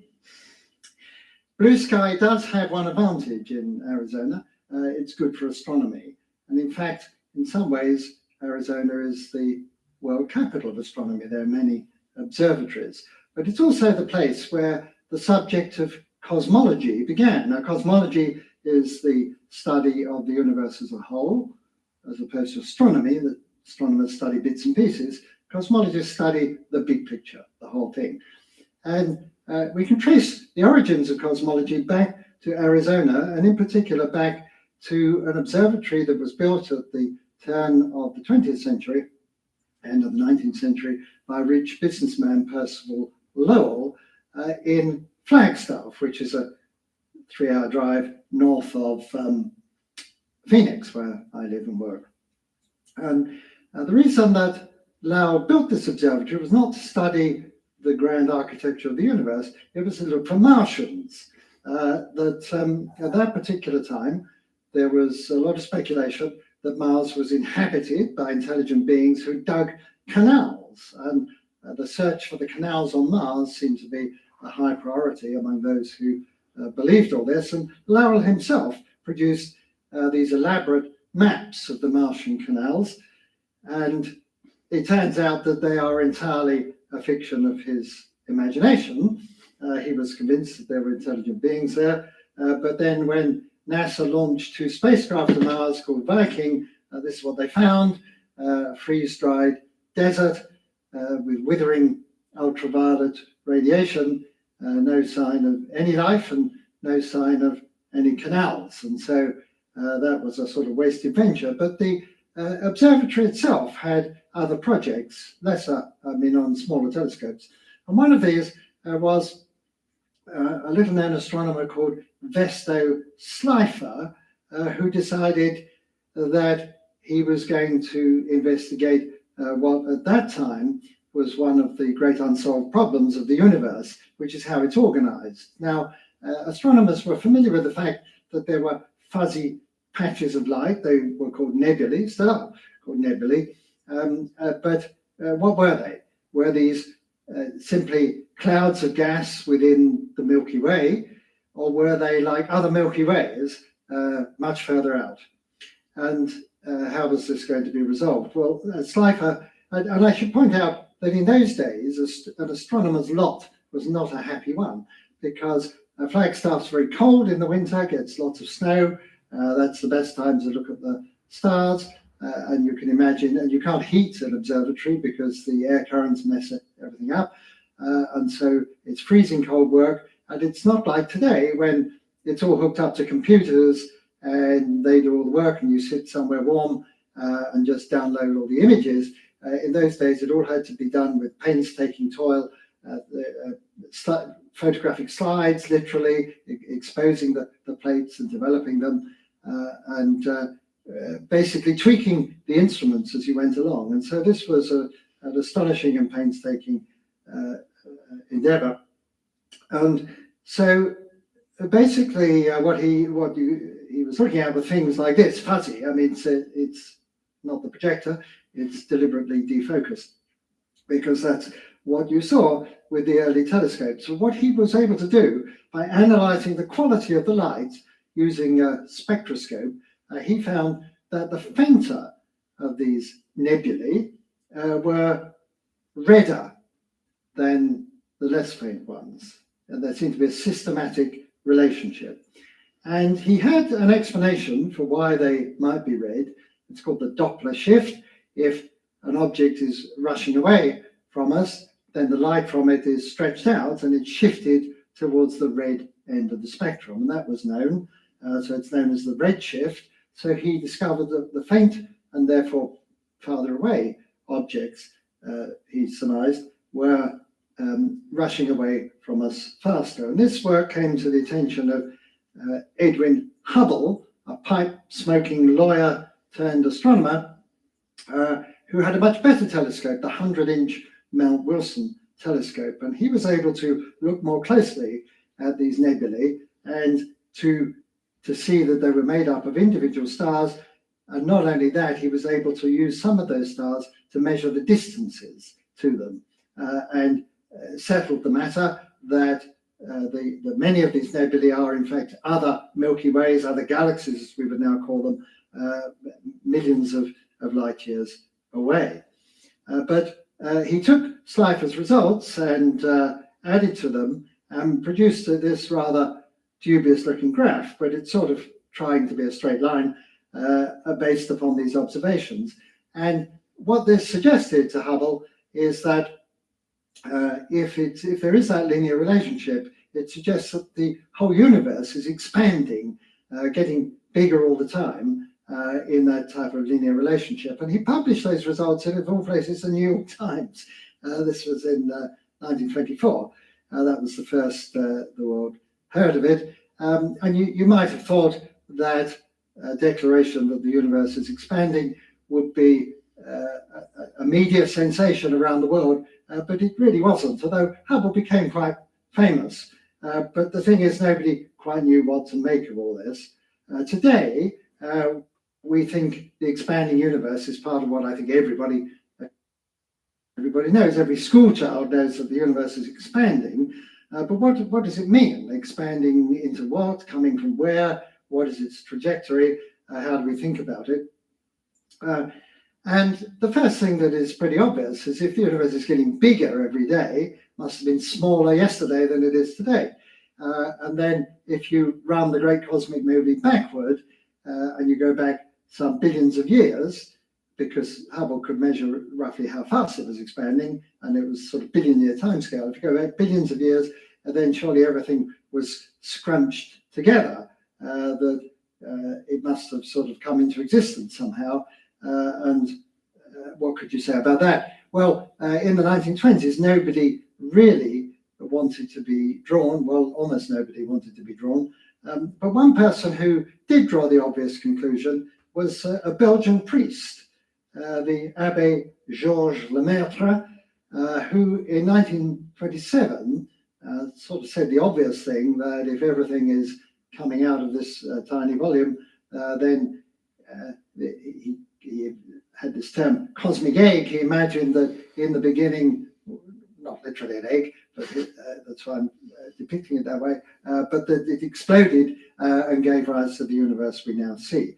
It wasn't very well received. Einstein said, your mathematics is correct, but your physics is abominable. And at the time, almost all astronomers said, well, this was a speculation too far. So the idea that the expanding universe implies an origin at some finite moment in the past, a few billions of years ago, really took a backseat to other issues in astronomy, such as what makes the stars shine. And if we fast forward to the post-war years, then an arch skeptic of this idea of this sort of abrupt cosmic origin was the astronomer Fred Hoyle, the Cambridge astronomer Fred Hoyle. Now, Fred, with a couple of others, had developed another way of thinking about the universe. Fred, of course, realized it was expanding, but did that mean it had an origin? No, not necessarily. He said, supposing every time the universe doubles in size, then new matter equivalent to what was there before trickles in to the universe and fills up the gaps left as the universe expands. And I should just say, as a corollary, because people often say, well, what does expanding universe mean? The best way of thinking about it is it's the expansion of space itself.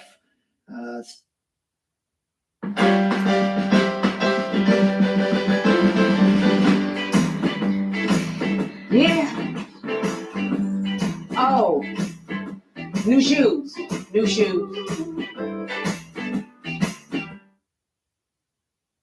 So every day the universe has, somewhere in the book I worked it out, how many more gallons or liters or whatever is your favorite unit of space appear in the universe every day. So the reason that the galaxies are retreating from us is not because they're all blasted from some common center over there. It's because the whole universe is the space is getting bigger and bigger and bigger everywhere, and so therefore the galaxies are conveyed apart from each other. There's no center and no edge. That's, you have to think of it that way.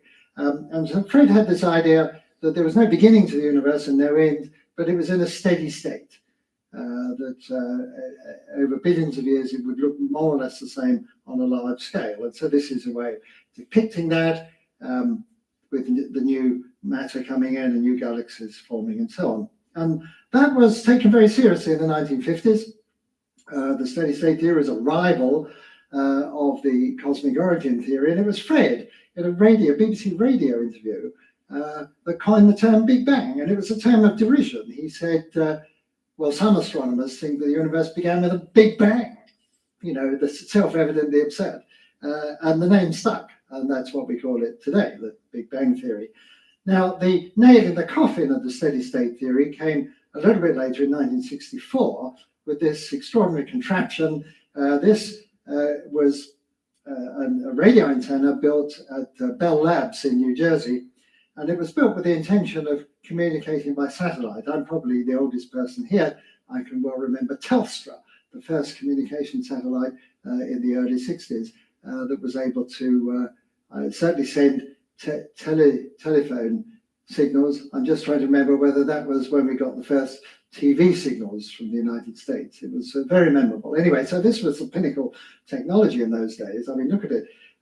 And what they found was that there was an annoying hiss in this instrument, and there was a lot of effort to try and figure out what it was. Could it be pigeons nesting inside the antenna? So they cleared the pigeons out.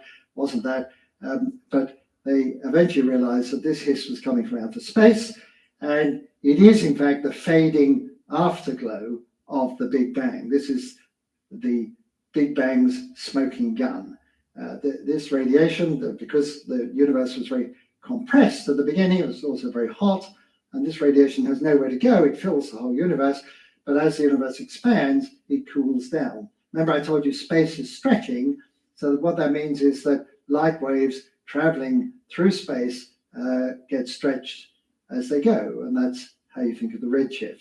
And this radiation has been stretched by a factor of about 1,000 from the time that it was last in equilibrium with the matter, when the universe was a sort of fiery plasma at about 380,000 years after the beginning. That sounds like a long time, but it's a tiny fraction of what we now know is a 13.8 billion year old universe. And so this radiation is coming untrammeled, almost undisturbed from the very early time. And today we can observe it with satellites, and if you do that, this is a textbook spectrum. So this is the heat radiation, the spectrum of the radiation, that is the energy distributed across different wavelengths. And this is, when I was at school, you saw this curve because this was deduced in the 19th century, that if you had a perfect black body or a system which was in perfect thermodynamic equilibrium, it should have a radiation spectrum that looks like this. And this is the real thing. it's the best example we have. You can't get this good in the lab. So it was pretty obvious, I think, to everybody in the late 60s that the universe did have a beginning with a Big Bang. And Fred surrounded himself with a heroic band of diehard steady statespersons, and here's a picture from 1970 with Fred Hoyle. This was the Institute of Theoretical Astronomy in Cambridge, with Fred Hoyle sitting in the front row there, still tenaciously clinging to those ideas. And you might also recognize in the front row a very young-looking Stephen Hawking and a very young-looking Martin Rees. And if you look very carefully at the back, you'll see a very young-looking Paul Davies. And so the reason I'm belaboring this story about Fred Hoyle is because he gave me my first job, and there I am on the job, standing at the back, about to embark on my career in cosmology. And what a charmed career that has been, because I've lived through the golden age of cosmology, which really began not with Slipher or Hubble. It really began with the cosmic background radiation, the CMB we often call it, the cosmic microwave background, which carries so much information etched in the details of radiation is information about the first split second of the universe, and it was obviously at that time going to dominate cosmology for the coming decade. So cosmology in the 1970 was really a backwater of science, a speculative backwater. It's now precision science, and a great deal of that comes from investigating that heat radiation. Now, already at that time, of course, there was a lot of discussion. If the Big Bang was real, everybody wanted to know, well, what caused the Big Bang and what happened before it? And people still ask those questions. If I go to dinner parties, and I usually try to keep quiet about what I do, but if cosmology comes into the conversation, people always pounce on me. Aha, you scientists may be clever, but what happened before the Big Bang? You know, that's got you stumped. So let me just address that question, because it's an important question. I'm not shrugging it aside at all. And we don't know the answer, but let me take you through the concepts. Now, what does it mean anyway, what happened before the Big Bang? So a simple version of the nature of space and time might be something like this. Time stretching back for all eternity, forever and ever into the past, and then some particular moment, C for creation, if you like, the universe comes into being. Okay, so there's nothing down here, and then boom, there's a universe, physical existence. Is that the case? Why would that happen? Obvious problems with it. What caused C? I was just saying that. What caused the Big Bang? Doesn't have to be a Big Bang, whatever it is. What caused it?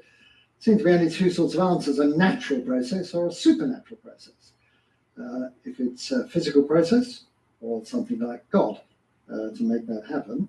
But both of these have their problems, because if it was a physical process, what type of physical process needs all of eternity and then it suddenly happens? If it can happen with a finite probability, why didn't it happen an infinite time ago? So that's a very strange thing to think of it as a physical process.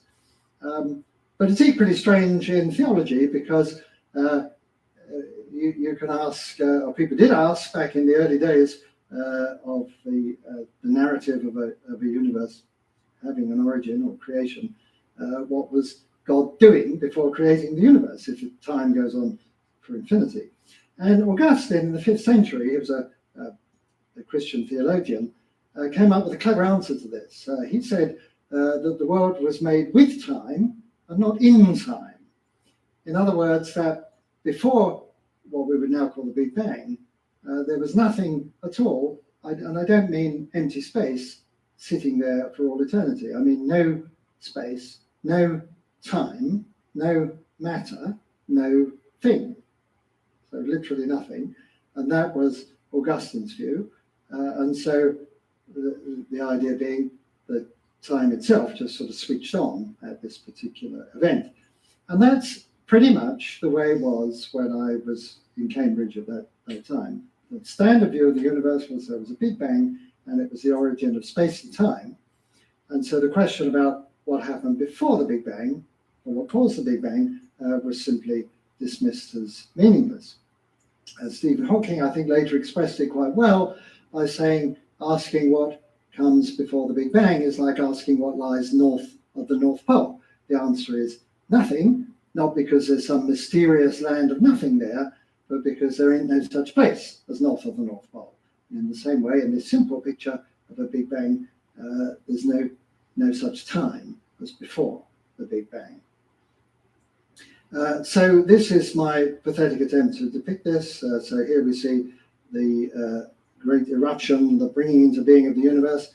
Very misleading because we don't think it has an edge, but anyway, and here we see time, the clock itself, coming into being. But the idea that time would just sort of switch on, you know, there wasn't time and then it appeared, does appear a little bit magical. So although you can't talk about a cause, you can still ask for an explanation. Why would that happen? How could that happen? And there's one branch of physics that gives a clue to how we might explain that, and that is quantum mechanics, quantum physics. And in the 1980s, Jim Hartle and Stephen Hawking worked on a theory that had the universe with a quantum origin. Now, let me explain to you in simple terms why that could work. So imagine that you have an excited atom, and as most of you probably know, the atom can then decay or de-excite and emit a photon. So it's a simple process, and that's described by quantum mechanics. So this is a process where in the beginning is no photon, and then there is a photon. And according to our best understanding of quantum mechanics, you can't predict exactly when that will happen, but the process is intrinsically uncertain and indeterministic. And so if you say, oh, the photon appeared at 4 o'clock on a Thursday, well, why didn't it appear at 2 o'clock on a Wednesday? There is no answer to that. So in other words, quantum mechanics is a description of the world that physicists favor, that says that there are genuinely spontaneous processes down at the atomic level. So the reasoning is, if the universe was once so squashed to the size of an atom, then quantum effects would have been important, and we could talk about the spontaneous or abrupt coming into being of a universe from nothing via a quantum process without having to worry about a cause. And so that was the drift of it. It was called the no boundary proposal because I don't want to get into too many technical details, but you'll notice that what is depicted here is space in the horizontal plane and time going vertically. And this is, you know, the universe. We're only showing 2 space dimensions. And then it's a bowl-shaped thing. And so if you think about this being time, what this really says is that down here, there's only space. And up here, there's space and time. And that the time itself, it doesn't switch on abruptly. It sort of emerges out of space. And again, this is my attempt to show you this. So imagine that the origin of the universe like that. So time doesn't just suddenly switch on, it emerges. It takes a duration to emerge, if you like. I mean, that's an abuse of language. And what I just showed you is speeded up about that number of times. So it would have been, for most purposes, we could regard it as instantaneous. So was this credible? Was it credible that the origin of the universe could be explained as a quantum event? Well, I think there is some evidence in its favor, and I'm going to now pick up the main narrative, which is the exploring this cosmic background, microwave background radiation, because Penzias and Wilson, who discovered the, you know, with the horn-shaped antenna, couldn't really map the whole thing properly. But the first satellite to do it, called Cosmic Background Explorer, or COBE, many years later, was able to produce a heat map of the whole sky. And here it is. It was published in the early 90s and became instantly famous. And what you're seeing there in those color-coded blobs is slight variations in temperature. This is the whole sky sort of mapped out there. So these blobs are big in size, but very tiny in temperature variation, few parts in a million. But the overwhelming story is not the variation, it's the smoothness, that the temperature over there and the temperature over there in the sky are almost exactly the same to a very high degree of precision, once you factor out that the Earth is sort of ploughing through all this stuff. And so those variations were very important. Now, today, there's a much better satellite called Planck, and that's what we see now. So very detailed data mining of that radiation. Now, I had a small part to play in all this because in the 1970s, I was a lecturer at King's College in London, not far from here, and I had a student, Tim Bunch, and we needed to get him a PhD. And so we were, at that time, there was a group of us, we were interested in quantum effects in the expanding universe. So getting close to what I've just been talking about.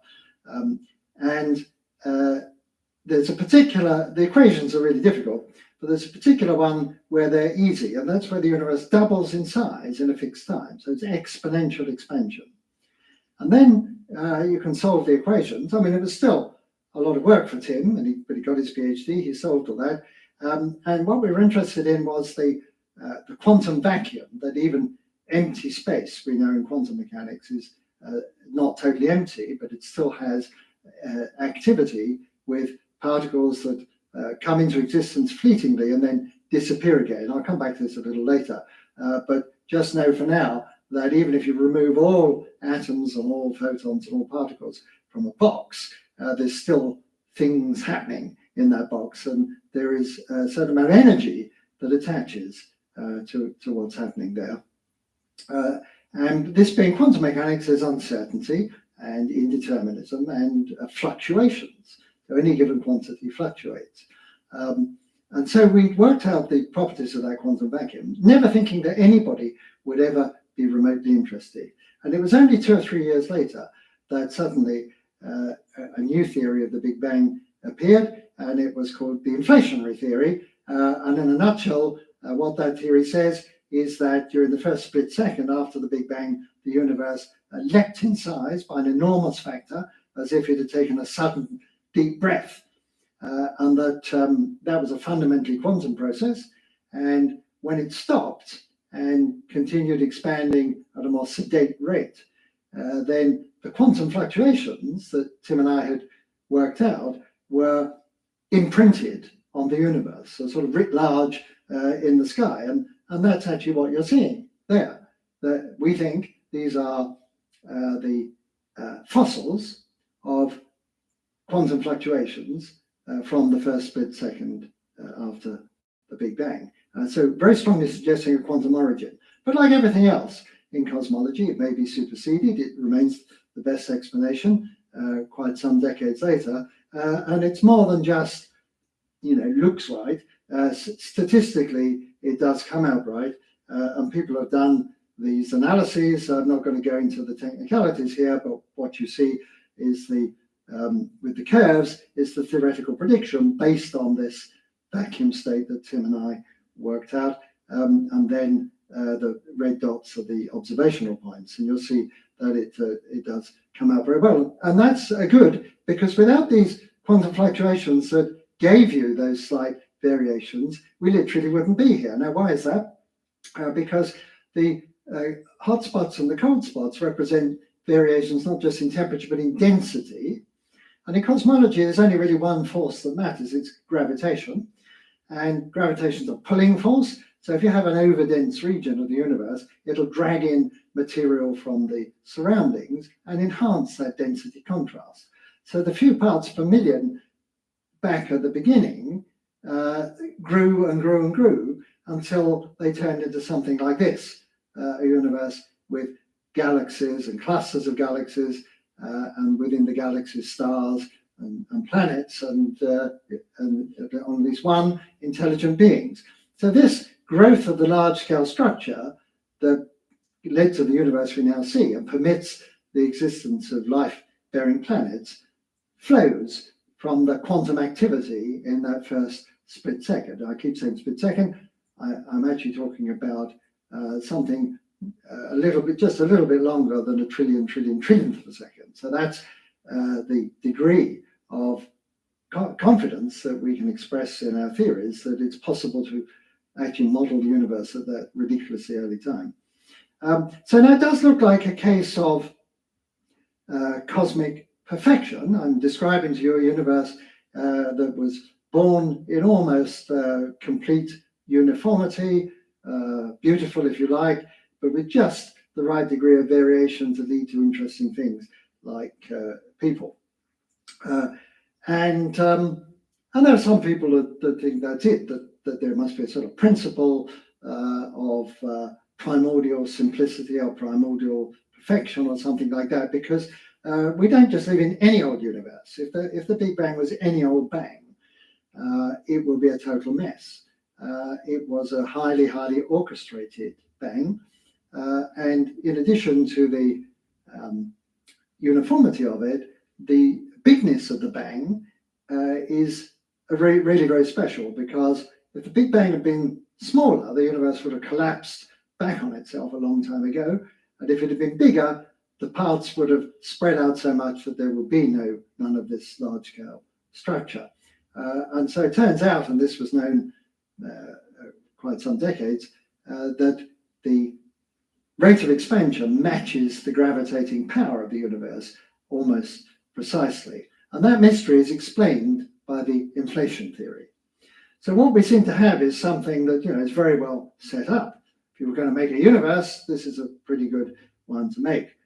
But do you remember this picture? Well, down at the left-hand end here, we see that there's some discrepancies. Now, that left-hand end represents the largest angular scales. So what we're talking about is that the small scale variations match very well, but when you get to that one over there, it's not so good. And that led some people to wonder whether the universe is actually a botched job. A nice try at perfection, but there's some flaws in it, blemishes in an otherwise perfect universe. And the what's eating the universe, you'll see how that relates to this. But let me just show this picture. This is the same heat map of the sky. And there are a number of weird things, but a couple I'll just mention. One is that there's a slight lopsidedness between the hemispheres with the temperature.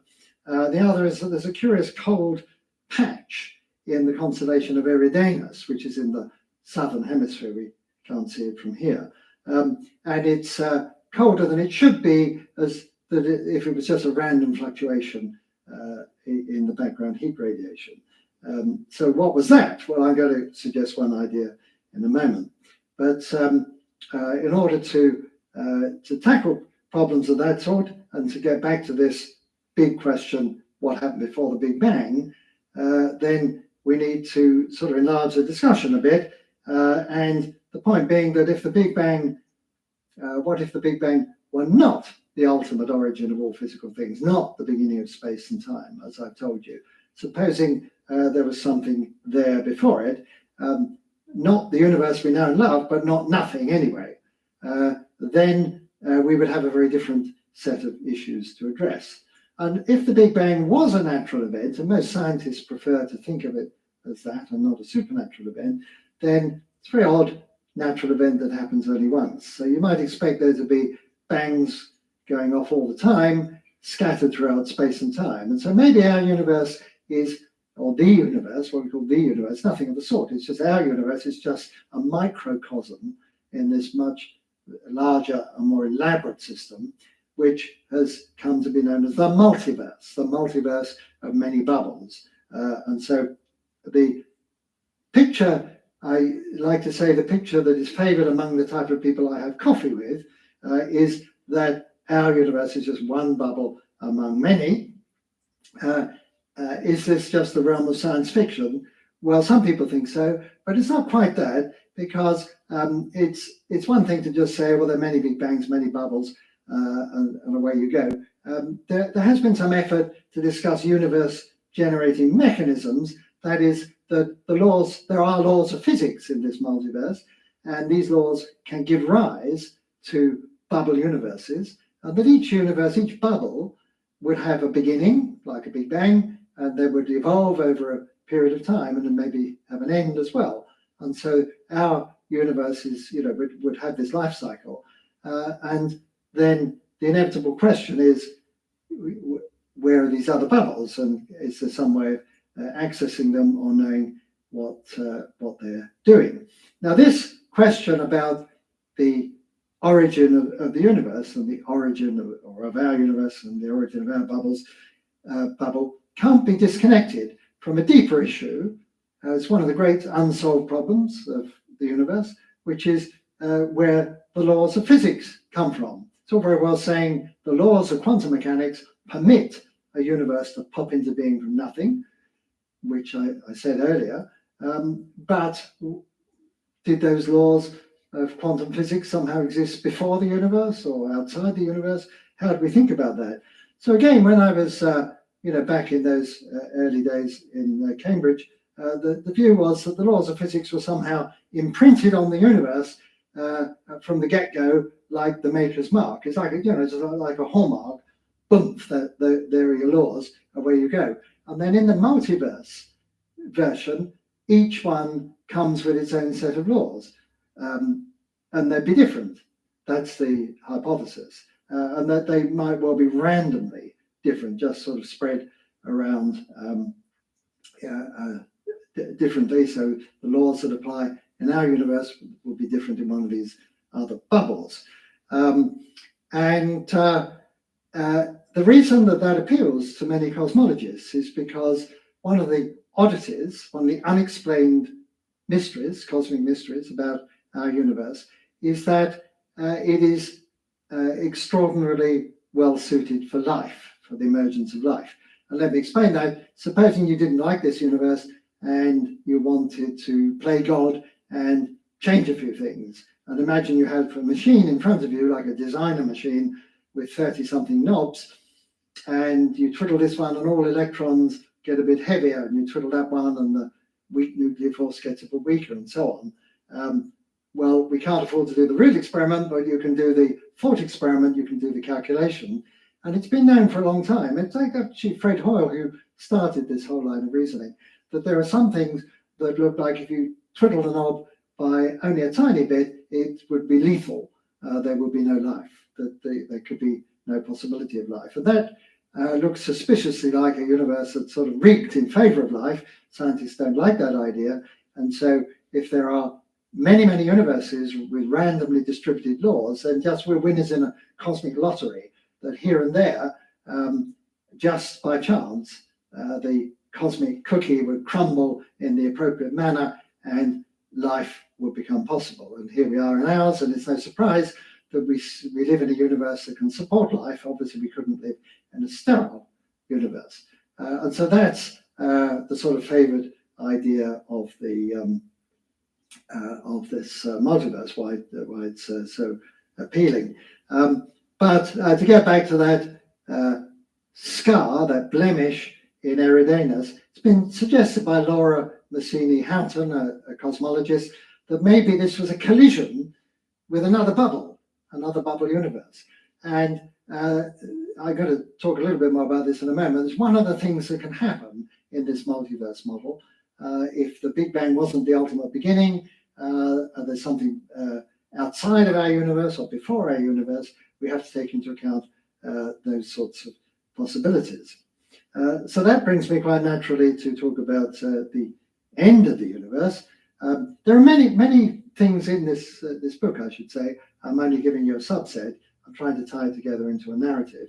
Let me say something about the end of the universe. So again, this sort of trip down memory lane, when I was a student, you had three choices.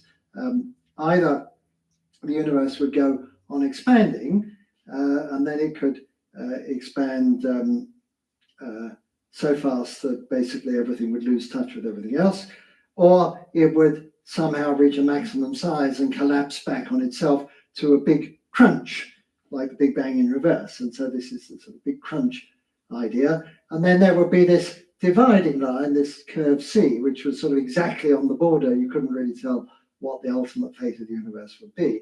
And the observations really did suggest that we were sitting on this dividing line. Very frustrating, couldn't say what it is. But the inflation theory explained that very nicely, that that's exactly where we should be sitting.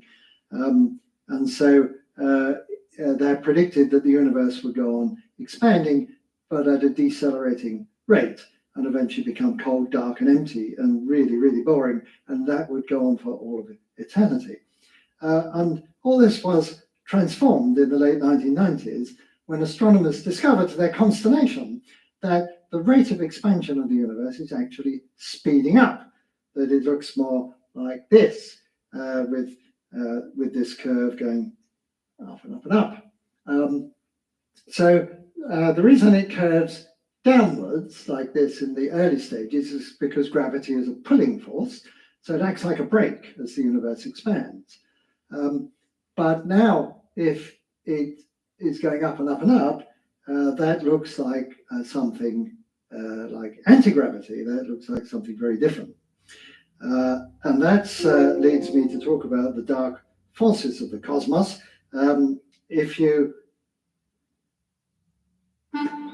People today, they could spend half their lives over 50. That's a lot of living. So it helps to have a wise friend and fierce defender in your corner. A friend like IARPA. So your health lives longer. This is just slow-mo karate. Just slow-mo karate. Your money lives longer. I just bought that. I just sold that. And your happiness lives longer. That's why the younger you are, the more you need IARPA. Join today. I am Puss in Boots. Holy golly. Hey, Giant! You want to see something cool?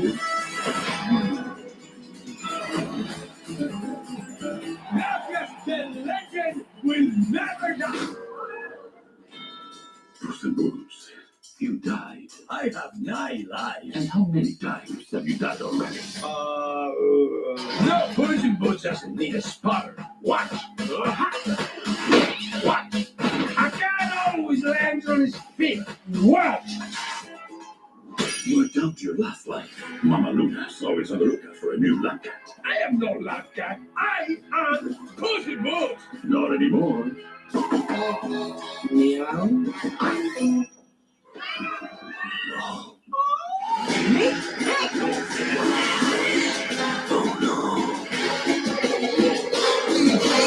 This is a person party, Pickles. That's your party. So this is where dignity goes to die. You don't look like a Pickles. Well, you don't look like a cat. Full disclosure, I'm a therapy doctor. Want to rub my belly? Hard buzz. Oh. Define me. Goldilocks and the 3 bears trying funny. Make that talk. Excuse me, my darling. We're looking for the legendary Puss in Boots. Have you perhaps seen it? What's a Puss in Boots? It's me! Oh. Normally, I have a sword. He's like a whole thing, you know? Okay. Get that cat. Dead or alive will be just right. Bounty hunters. Kitties of God, I need your help. Whenever I come out with you, things go well. Cool. I never met real the team. I'm Puss's therapy dog. Definitely no. Finally, you need therapy. Oh, I've got to learn how to do that.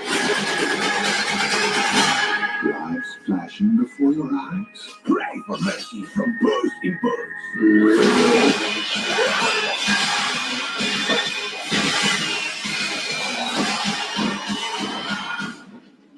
Espresso. I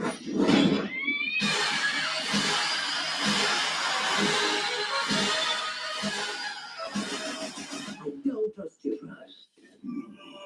gotta trust him. Look at those eyes. You call that cute? And with the paws. Am I doing it? Stop. You're gonna give yourself a heart. Look at the cosmic pie. Normal matter, that's the stuff that you, me, and the stars are made of, makes up only about 4% of what's out there. About 5 times as much as that is made up of some other form of matter. We don't know what it is. It's called dark matter, partly because we don't know what it is, but partly because it doesn't shine. This dark matter could be, the favored idea is that these are particles, perhaps very heavy particles, maybe much heavier than the proton, but interacting so weakly that they just pass straight through us. And if this is true, even as we're sitting here, these ghostly dark matter particles are just traversing our bodies continuously, and we don't feel a thing. It's sort of creepy sensation, though, isn't it, to think it's going through us? But we know this is true of neutrinos. Neutrinos are incredibly penetrating particles that we can detect just about. They're very weakly interacting. They go straight through the Earth, you see, and they go straight through you as well. But just very occasionally you can stop one and study it. That's how we know they exist. So the plan is that the dark matter might be like neutrinos, much heavier, and that would make up that. We know it's there, this dark matter, because it exerts a gravitating effect. And part of the clustering that I showed you, the clumping together, is due to the existence of the pull of that dark matter. So you can sort of measure, you can see it pulling. So just for example, the Milky Way galaxy, the stars on the periphery are orbiting around much too fast for the amount of material we can see, the visible matter. It's got to be dark stuff. Otherwise it would unravel like an exploding flywheel. And so we know the dark matter's there. But fully 75% of the stuff that is out there is not even that. It's called dark energy. And this causes confusion, dark matter, dark energy. Dark is a word that astronomers like. It's now I've noticed, because many years ago, biologists said, oh, the physicists are so clever, they get it, there's a mystery, and they call it dark energy, dark matter, and so on. And we don't understand DNA, and we call it junk DNA. Well, I've now noticed they're starting to talk about dark DNA, so